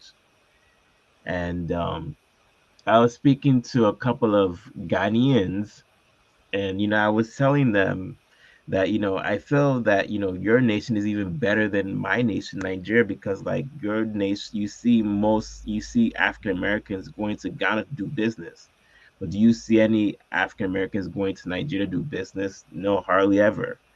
And like my Ghanaian coworkers told me, well, Ghanaian is doing the same thing as like Nigeria. It's like all African nations are it's just the same. It's just that I don't know. I just feel that like other African countries are kind of like you know developing, and it's like we're just like we have oil, and we're not and there's really no other sorts of sorts of economy that we can do to diversify our economy, because like other countries like Dubai are moving away from fossil fuel. So there's like electrical cars. So you know there's not if you don't diversify your economy, how are you gonna attract other countries who want to come to your country to do business, or to develop other economies? So it's like I don't know, it just seems stagnant. It's just like it is. The funny thing is that we're so known to be a highly educated people, But yeah, but it doesn't reflect. It doesn't really reflect on our society, right? Like all the education and all that stuff. It's the leadership that is lacking, right? So there's all these people that can. We have all these human resources. We have all this like talented people, and but the environment is not conducive for them to like display and execute all their plans. So right now it just looks like it's the quote unquote corrupt people running the show. But it looks stagnant. But what I know for sure is that things are a little bit better than it used to be in terms of awareness, right? A lot of before now, a lot of people really didn't know how bad things were, right? But they're seeing that things are really bad in terms of like leadership, government strategy, like politicians not caring for the people, you know, and so on. Like it's bad, like in many fronts. So there's a few people on board now that are willing to, make some sacrifices to change the system, unlike before, right? And this whole thing about giant of Africa, people are also seeing that it's not true. Maybe it was maybe it was true in the 70s, but the only thing is just the population, the 200 million people. That's it. There's like other countries that are doing better than us. People that are leaving Nigeria, the whole Jabba syndrome. People are leaving Nigeria to go to other African countries. They go there, they live there, they like it there. You might not have like all these cities, like the way Nigeria is, like with big cities spread out all over the place. Other countries might have maybe 2 or 3 cities, but if you're there, everything works, right? And that's human nature. All you want is your basic needs, to be fulfilled. That's it. And you just find your bearing, and you can live a good life. But it's not the same thing in Nigeria. Nigeria, you'll be fighting power, that electricity, you'll be fighting insecurity, you'll be fighting food shortage, you'll be fighting you have a car, then you'll be fighting bad roads. Every day every day you're at the mechanic shop. It's crazy. And the funny thing is that I'm still obsessed with this whole thing that Trump said 5 years ago, calling Nigeria SO country. And the funny thing is that he's saying that because he thinks that we are not contributing to the American society. But in reality, I can say this for a fact, as a highly educated person like myself, it's like it's kind of like embarrassing to be a PhD in business, but I can't go back to my native country to actually establish businesses and to kind of like develop the businesses in Nigeria, because because of all this corruption, you do it's crazy. You do a lot of bad business deals, and it's like and this whole thing with UK and everything with the other guy, I heard that he was kind of like promoting himself or whatever. What happened is like, that is just stems from there. It's like, are we the only Africans that are the most educated, or that we don't know how to really conduct ourselves? It's like every time when they hear a Nigerian person or Nigerian, they always have something negative to say. But if we're known for doing high quality work, like getting a doctorate or doing something noble, that's when they'll the things are. But it's like, I don't know, it's just a lot of sorry to cut you off there, but a lot of Nigerians are doing well. in Nigeria and outside Nigeria. Like, like all these foreigners, like even Trump. I know for sure if Trump has met any Nigerian, I'm sure all the Nigerians he has met are all positive, people doing well for themselves and all that, right? But as a country, like our image is like shit, and it's gonna get worse May 29th, because right now, like the embodiment of everything bad about the country is in one man, the next president, right? Tinubu. So it's really gonna be messed up.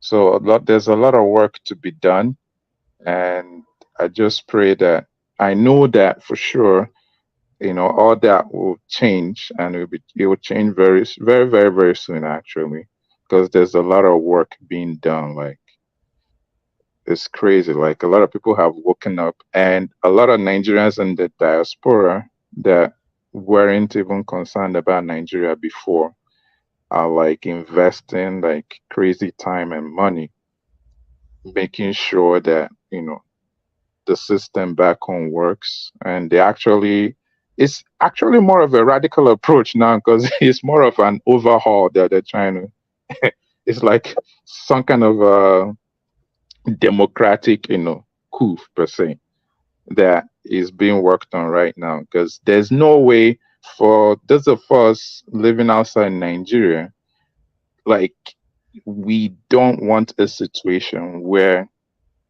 I don't know how Nigerians see this. I don't know if they are blind to this fact, but for us living outside, there's no way we can have a president that is a convicted drug baron. It's impossible.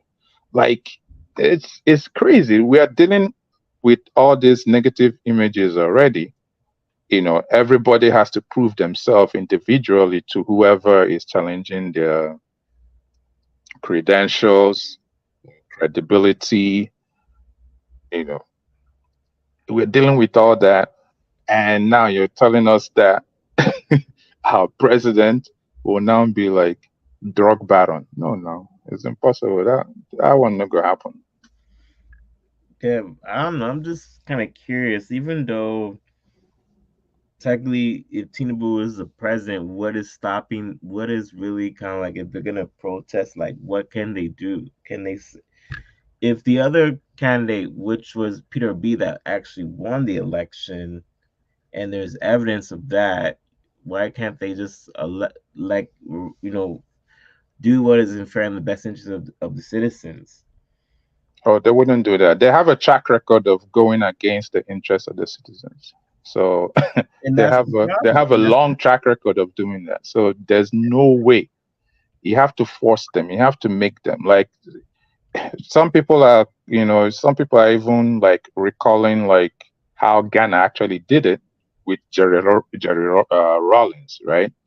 He actually lined them up and like all of them, right? So he just lined them up and just got rid of them, right? I don't like that kind of solution, right? But we have to get rid of this whole system one way or the other, anyways. Yeah, but even I feel like it starts. Some of these, I don't know, because I hear like other countries, even like Cameroon and other African nations, they also have like corrupt leaders as well. But it's like I don't know how Africa will ever develop or change, because like it's like if you don't have stable electricity, you don't have good roads, you don't have a good healthcare system that can to treat you like a normal human being. And why would a person want to live in a country like that? Because even these so-called corrupt leaders, they go to the UK, they go to Dubai, they go to they even come here to US to go and get medical treatment. But do you see any of the westernized leaders Never. Would you They see will Joe never come to Biden us. or Pamela Harris go to the UK or Canada to get medical treatment? No. So it's like you know, and it's sort of like an embarrassment because you want to get medical treatment in a different nation, but you don't want to provide medical treatment in your own nation. So it's like you want to live well, but you want to let your citizens live, fly high and dry, and they're not taken care of as well. So it's like, It's crazy. Like talking about healthcare, right? So just last week, the outgoing government, Buhari, now went and built. This just happened last week. They built a healthcare, a hospital in Aso Rock for like how many billion naira? This was something they just built last week while they're leaving office. Meanwhile, he's been there for 8 years, going to the UK for treatment, and at some point he actually stayed there for like 100 days with the Nigerians' money, private jets, parked at Heathrow Airport, paying whatever they're paying on a daily basis. You would think that will open his eye, like they say, and he will now, try and revitalize healthcare in Nigeria. But nope, that didn't happen.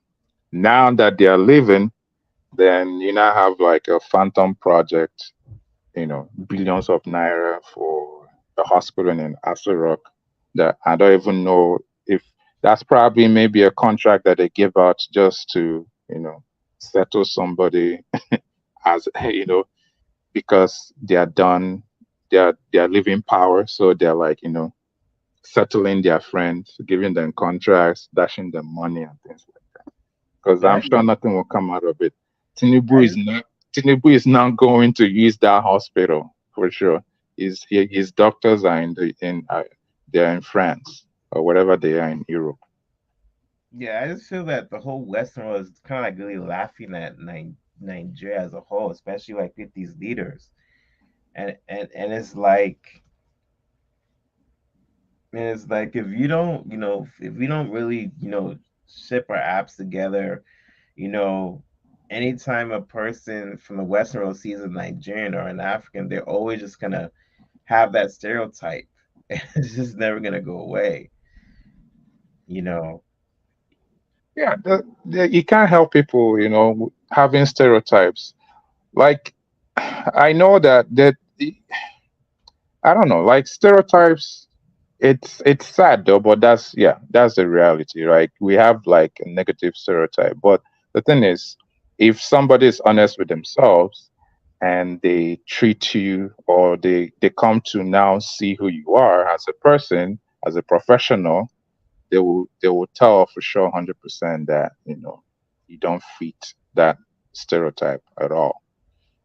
But for people that are conniving, or people that are negative, or people that like to take advantage of people, they will always use that stereotype to take advantage of certain people or be condescending to certain people and things like that.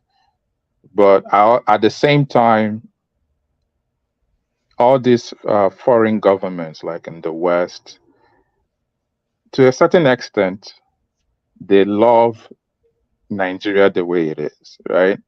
If you have leaders that are corrupt, that are willing to sell the people and sell the resources to them for cheap, obviously they're gonna like that, and they're gonna make sure that things stay status quo for their own benefit. You know, it's sad, but that's what it is. America has that track record, of invading countries for oil and resources. UK has that same. UK has that same track record. Like the oil that Nigeria has, we don't even have control over it, right? It's Shell that, that mining and stuff, and then they ship it out outside the country. We don't even have control of our number one resource. See, and the thing is, I feel that, coming from colonization, the English and the French, they came to Africa to steal these resources to build their own nations. So they're actually coming to Africa to, use these resources from Africa to build their own nations. And, sometimes they feel that they have the audacity, to really just kind of like steal resources and, take the resources from other nations to build their own nations.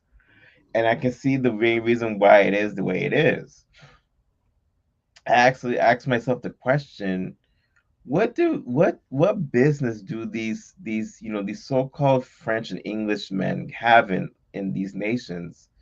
Like, what business that they had in the early late 60s colonizing these people and taking their resources? I'm like, if this never happened, why are we here? Why will we be here? Like, we should be back in our own nations, developing our own, Yeah, fact. For sure. yeah. And years go by and by, and I ask myself the question, I can never, even though I am passionate to really just develop my nation because my nation is a mess, but it's like I cannot. I don't know. I'm still obsessed with that SO comment that Trump made, and I feel like even though he may say it because he doesn't like black people or he doesn't like people of color, but the thing about it, he said something that kind of like struck me is that if you have highly educated people that are coming to get the most highly educated, why can't you go back to your own country to develop your own nation? I'm like, if you have all the resources you have, you don't need to depend on the West to develop the nation, because if we're highly educated people, where is our intelligence really taking us if we cannot develop our own nation? It's it's it's like I have a PhD in business, but it's like I can't use it to go and develop my own nation, to develop business in my own nation, and to really clean up the mess that's there. Yeah. We're gonna get there. That's what the whole this whole election cycle was all about. Unfortunately, INEC decided to sell their souls and steal the mandate and went and gave it to Tinubu. But we'll get it back and try and put things back in place where it should be. But the rot is so deep that a lot of people that you tell them, oh, it stinks in here, and they can't even perceive anything. It's really that bad. So part of it is, to awaken the people first, to even, smell the funk and realize they have to get up and, fix the place. A lot of the help might have to come from outside the country, and we've been doing that too. Like a lot of like, so you're in business, so like the whole foreign exchange thing, dollars and how it is like the major currency and all that. A lot of the remittance that people outside Nigeria do to Nigeria is actually what is sustaining like our money, like Naira as against the dollar, right? It's been really, really bad recently, but we are doing our best, but obviously right now we want to do more. But to do more is to have like a conducive environment business conducive environment back home, to actually come back and effect change on ground. Working together with people on ground to make things happen. That's the next phase, and we'll get there. We'll get there. So here's the thing, Bamidele, when you said that no African Americans or nobody's coming to the continent. Nigeria, they're all boycotting. They shouldn't come. We don't need any visitors right now because our house needs to be cleaned. And before any other foreign person, you have to go back and be able to build and help businesses before opportunities can be given to anyone outside. We're tired of having people from outside come in, don't understand the culture, don't know what's going on, just come impose themselves on us and treat the people there terribly. We don't want that. We want that to change. I'm glad that they're not coming to Nigeria, to be honest. I want us to be able to develop our own things, grow our own businesses. The professionals we have from the diaspora, wherever you are, those are the experts that are going to go back to Nigeria and help us get back on our feet. You inclusive, because you're a professional. You're gonna have, how many businesses you can help. You will be overwhelmed because it's a very Virgin, right. There's so many people that are going to need your help. So as bad as it looks right now, and I heard I heard when you said, you keep thinking about the statement that Trump made. You know what, Trump wasn't wrong in what he said. It is. That's what the African leaders have projected Africa to be. Would you blame Trump? It's annoying. It's embarrassing. But guess what though? Somebody has to tell you your mouth stinks so you can go brush your teeth, for lack of better words. It's just the truth. If your closest people can't tell you, your family cannot tell you, they hear you every day, they don't tell you, Bamidele, or Omoye, your breath stinks, go brush your teeth, or go gargle, go gargle with whatever, mouthwash or something, or go take care of that. You're not gonna know. It will take a stranger, a complete stranger outside, right, to respond, to tell you to your face, because they don't have anything to lose. So yeah, does it mean that Trump is a decent guy? No, it doesn't mean that. But it's the projection, is what your African leaders have projected. Did you see the picture of, I'm sure you saw the picture of Buhari when he met with Trump. He looked like a sick, like somebody that's already on his way out of this world. Why would Putin not say that Africa is a graveyard for their leaders? Because they take all the money and save it in all the banks, and when they're ready to go and go exit from this planet, then they go back to Africa. Why? Because the African leaders treat it as such. But there are people on the ground, there are decent people in Nigeria who are working hard and surviving, even in this difficulty. They're surviving, they're thriving. I grew up in Nigeria. I grew up with no light. I read with lanterns and candles. That's what and rechargeable lanterns. When there was light, you quickly go and plug it so that you have enough light to see throughout. If you needed to read, you take your rechargeable lamp to class, it runs out, you have your candle handy, or you have your lamp. So these are things that some of us have dealt with. Some of us were born into these difficulties. We just, became more creative within, and did the best, and life worked out the way it did for us. But there are people, when I was growing up, I grew up in a town where money wasn't really an issue. As long as you had food, the food was the money. Because when you have food, you're not going to go hungry and be begging for food, because there's food all over in the house. So the only thing you're going to need money for is maybe you need to go and buy stuff you don't have, because there are a lot of farmers around. So there'll be a farmer who grew rice, another farmer grew palm oil, another one had cassava. So when there's harvest, they share it. Everybody shares. Yeah, everyone shares. My dad had a huge yam barn. We were billionaires in food. I ate whatever I wanted. When they cooked and I didn't like it, I would just take my cutlass and go to the farm and say, no, I don't feel like eating this. I will go and harvest or pluck, maybe if it's corn. You know that corn pudding that we do in Nigeria? We call it okwoka where I come from. Mix it Mm-hmm. up, bring the fresh corn, pound it, add your seasoning, whatever way you want, or blend it, whatever, and make your pudding and that's it. So you had people like that, and then even then, when my dad had yam, when he harvested his yam, the yam barn was huge, was massive. We had old yam, new yam. The old yam will be put aside to a corner, and then the new yams will be set up in barns. Okay, and my mom had a poultry where she reared chicken and goats. We had goats.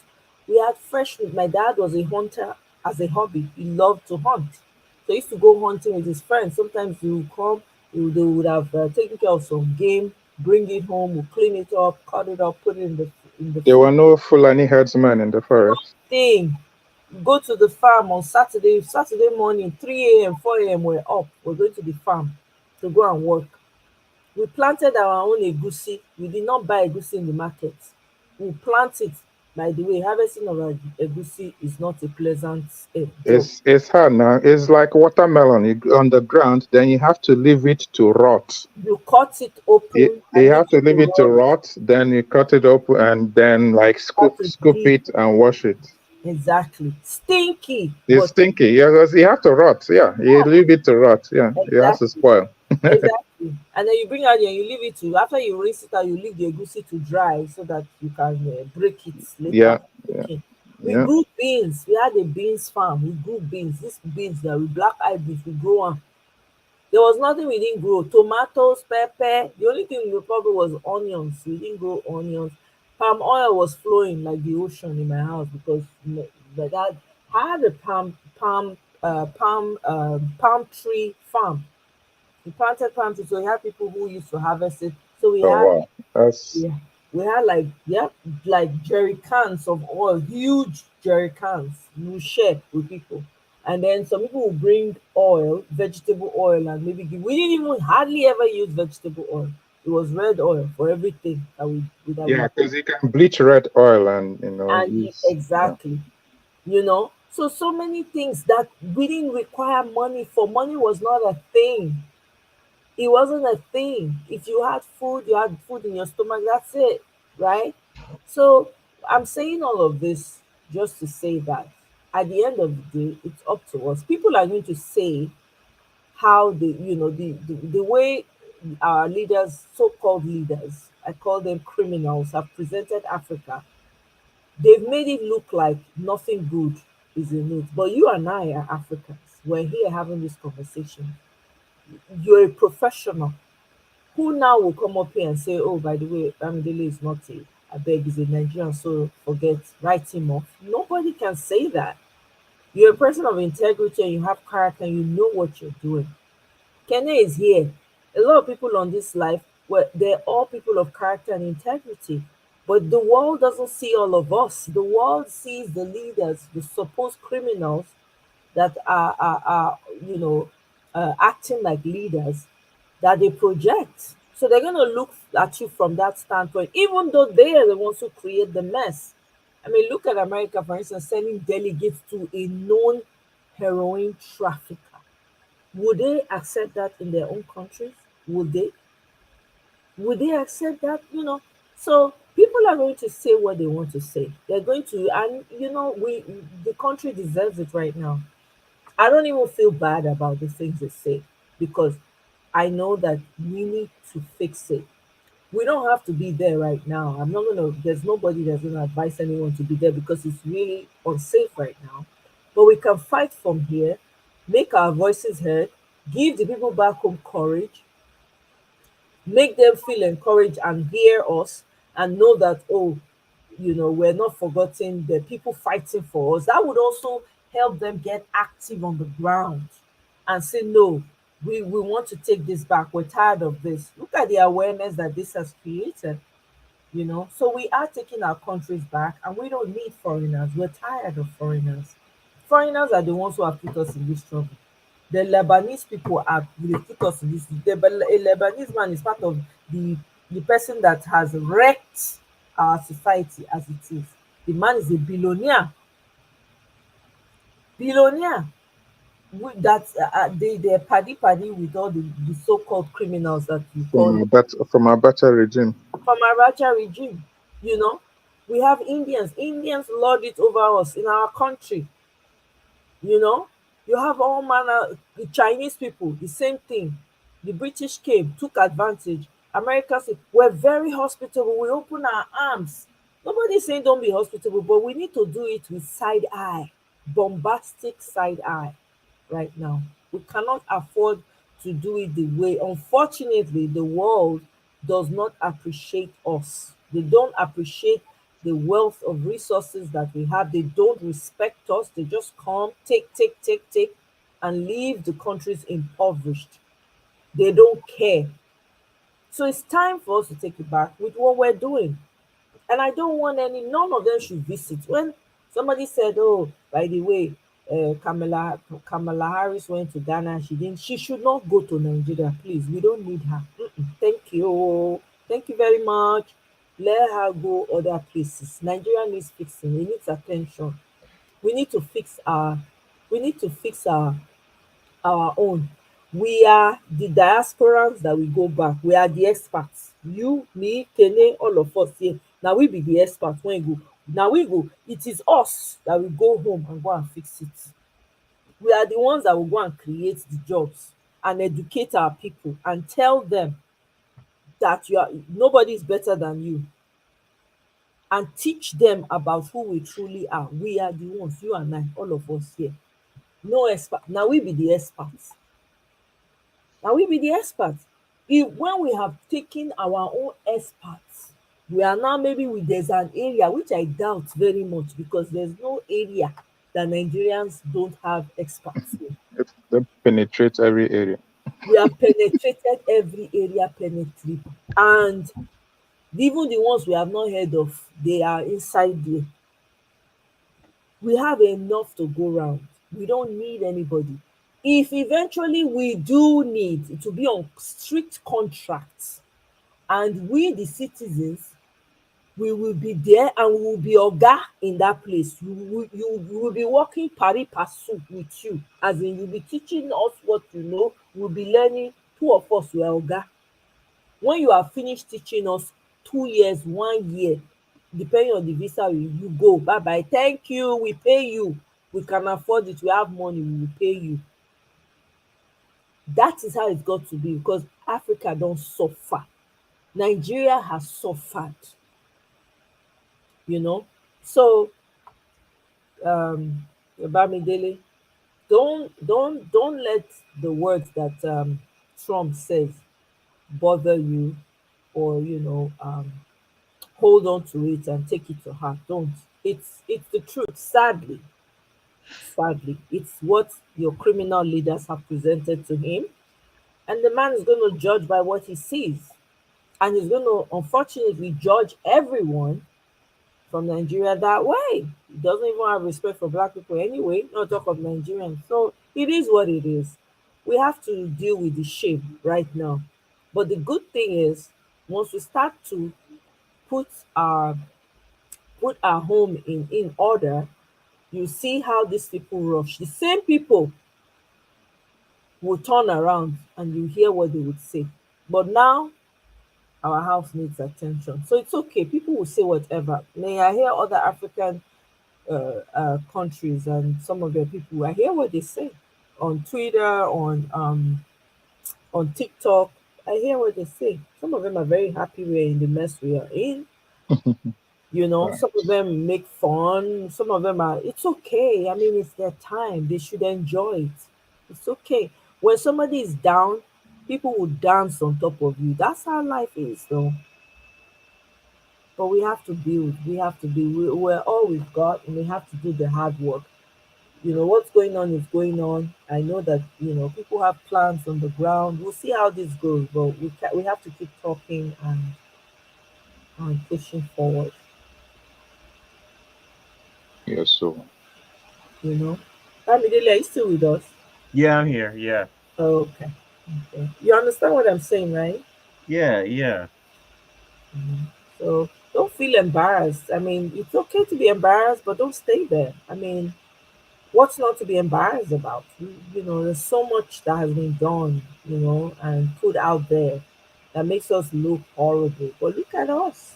Are we horrible? We're having decent conversations here and thinking about how to make our lives and our societies better. Look at us. So it's okay. A little embarrassment will push us to do the right thing. I think that Nigeria needed to be, and all this noise about giant of Africa.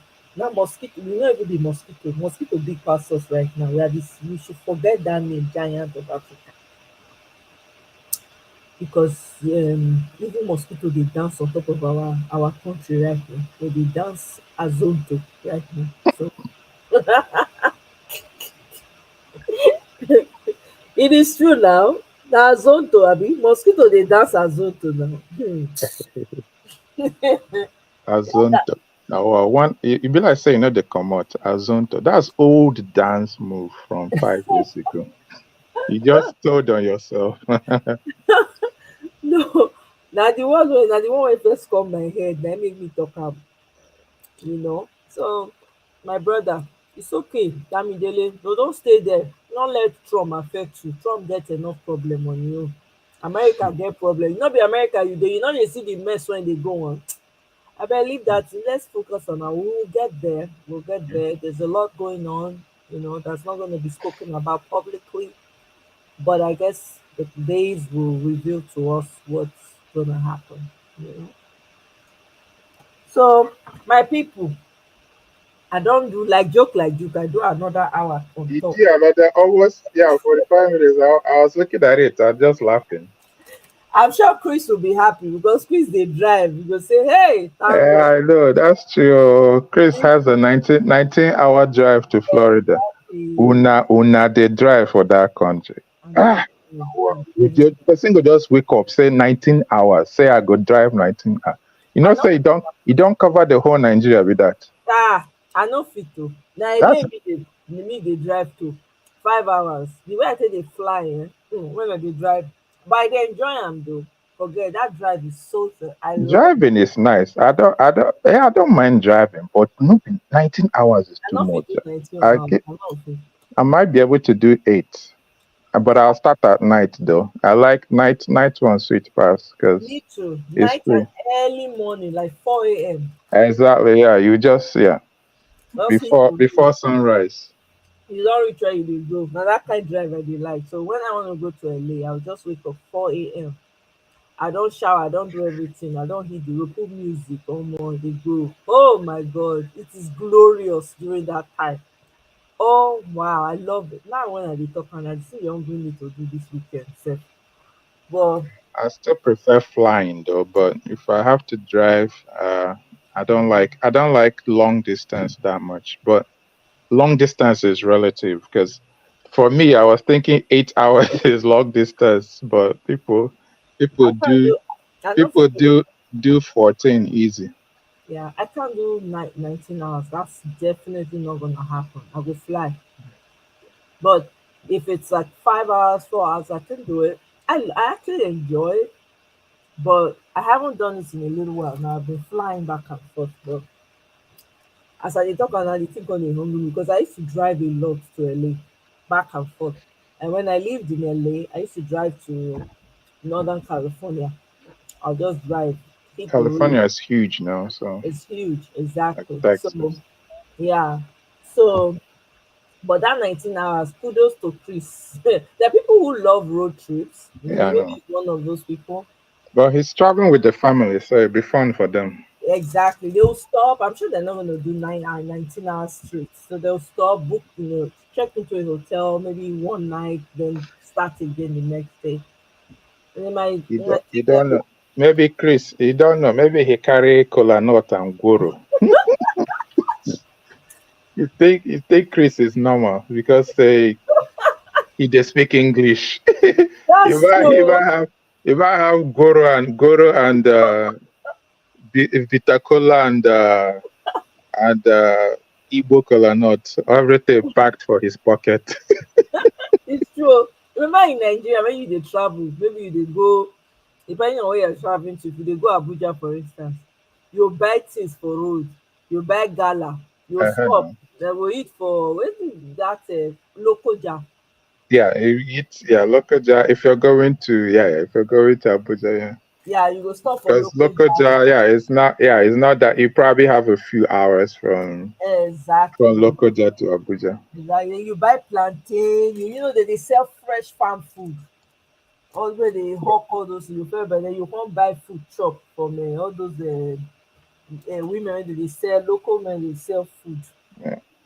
People, we don't even know what you're buying though, but especially the meat, all those dry meat. I don't know what kind of meat that I is. know they buy. I know they buy. You know when the driver is taking in the bus, or maybe you are in the Yeah.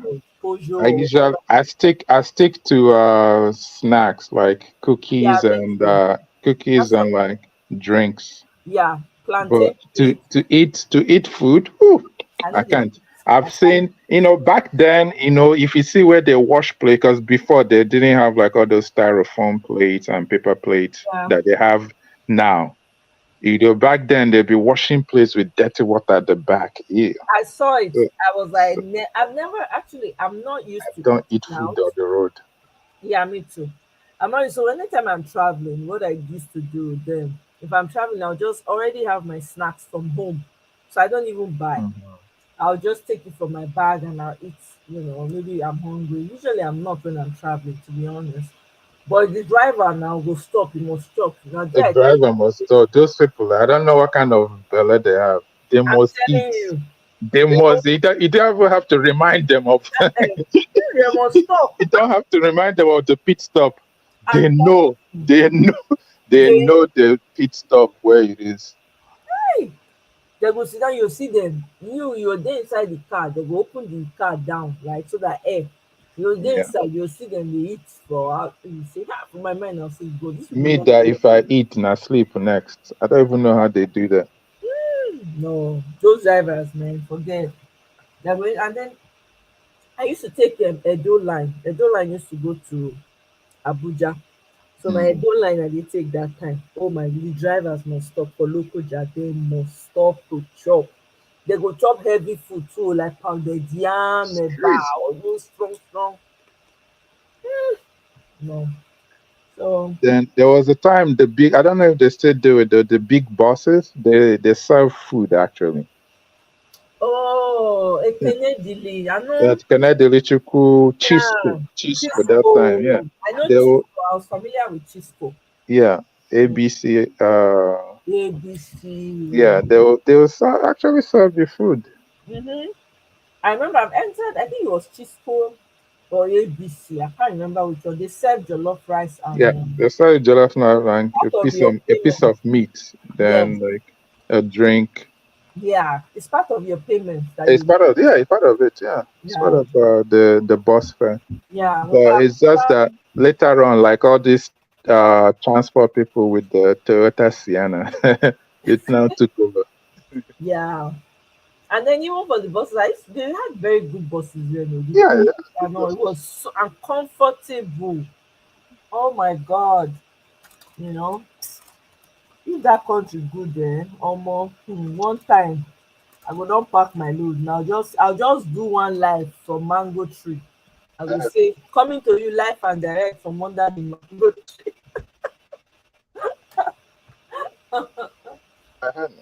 That's the goal. That's the goal, though, my people. So we gotta keep fighting. We gotta keep we'll just have to see what comes out in this upcoming few days that we have. But I'm hopeful. I don't know what that means, but I'm very hopeful. We gotta get it right. We can't continue like this. It's a mess where we are right now. We can't. Every day, literally, people are being deleted every day. That doesn't sit well on my conscience. And as a people, we cannot be silent about that because those lives, we're not better than them. Nope. We're not at all. The difference is we're not just where they are, and if not only for that one, everybody's supposed to be talk literally the whole social media is supposed to be wonder what they happen for Nigeria, honestly. Like what is going on? What's up? But we're gonna get there. We have to keep fighting. Don't stop talking. you know. But Bamidele, don't worry, we're fighting. You're also in your own way, you're also fighting, you know. So we will get there and we will begin to do the work from the ground up. There's a lot of work ahead, but we have to get our mandate first. So make I draw the curtain tonight. I don't try. Yeah, draw the curtain, I beg. Almost 4 hours. Yeah. Thank you so much for joining me, Kenny. I appreciate you. Thank you. Now you come follow me, support me today. I really, really appreciate you. Know, today, champagne. I have to send you champagne. Catch all the champagne for comment section. No, Kenny come support me today. No. I have to. Now you help me please. I'll drink the champagne. I won't even share. Don't share. Share with who? Share fire. No, only you. Just carry and enter. You know, and greet our Ada for us. So thank you so much. I appreciate. We will see how the day unfold tomorrow. Now we will determine whether we will come here. We're here. We move. Abio, we move. Bamidele, thank you very much for joining. I'll see you guys tomorrow. Good night, Bamidele. Good night, Omoyo. Sleep tight, my brother. You too. Yes, sir. Take care. So, Bamidele, good night. Thank you very much for joining me. I appreciate you guys. And for those that'll be catching this live later, please don't forget to like, share, and we'll see how the day plays out tomorrow. Will determine whether I'll come out or not. But in the meantime, we watch and see what happens. All right. Have a wonderful night, y'all. Bye.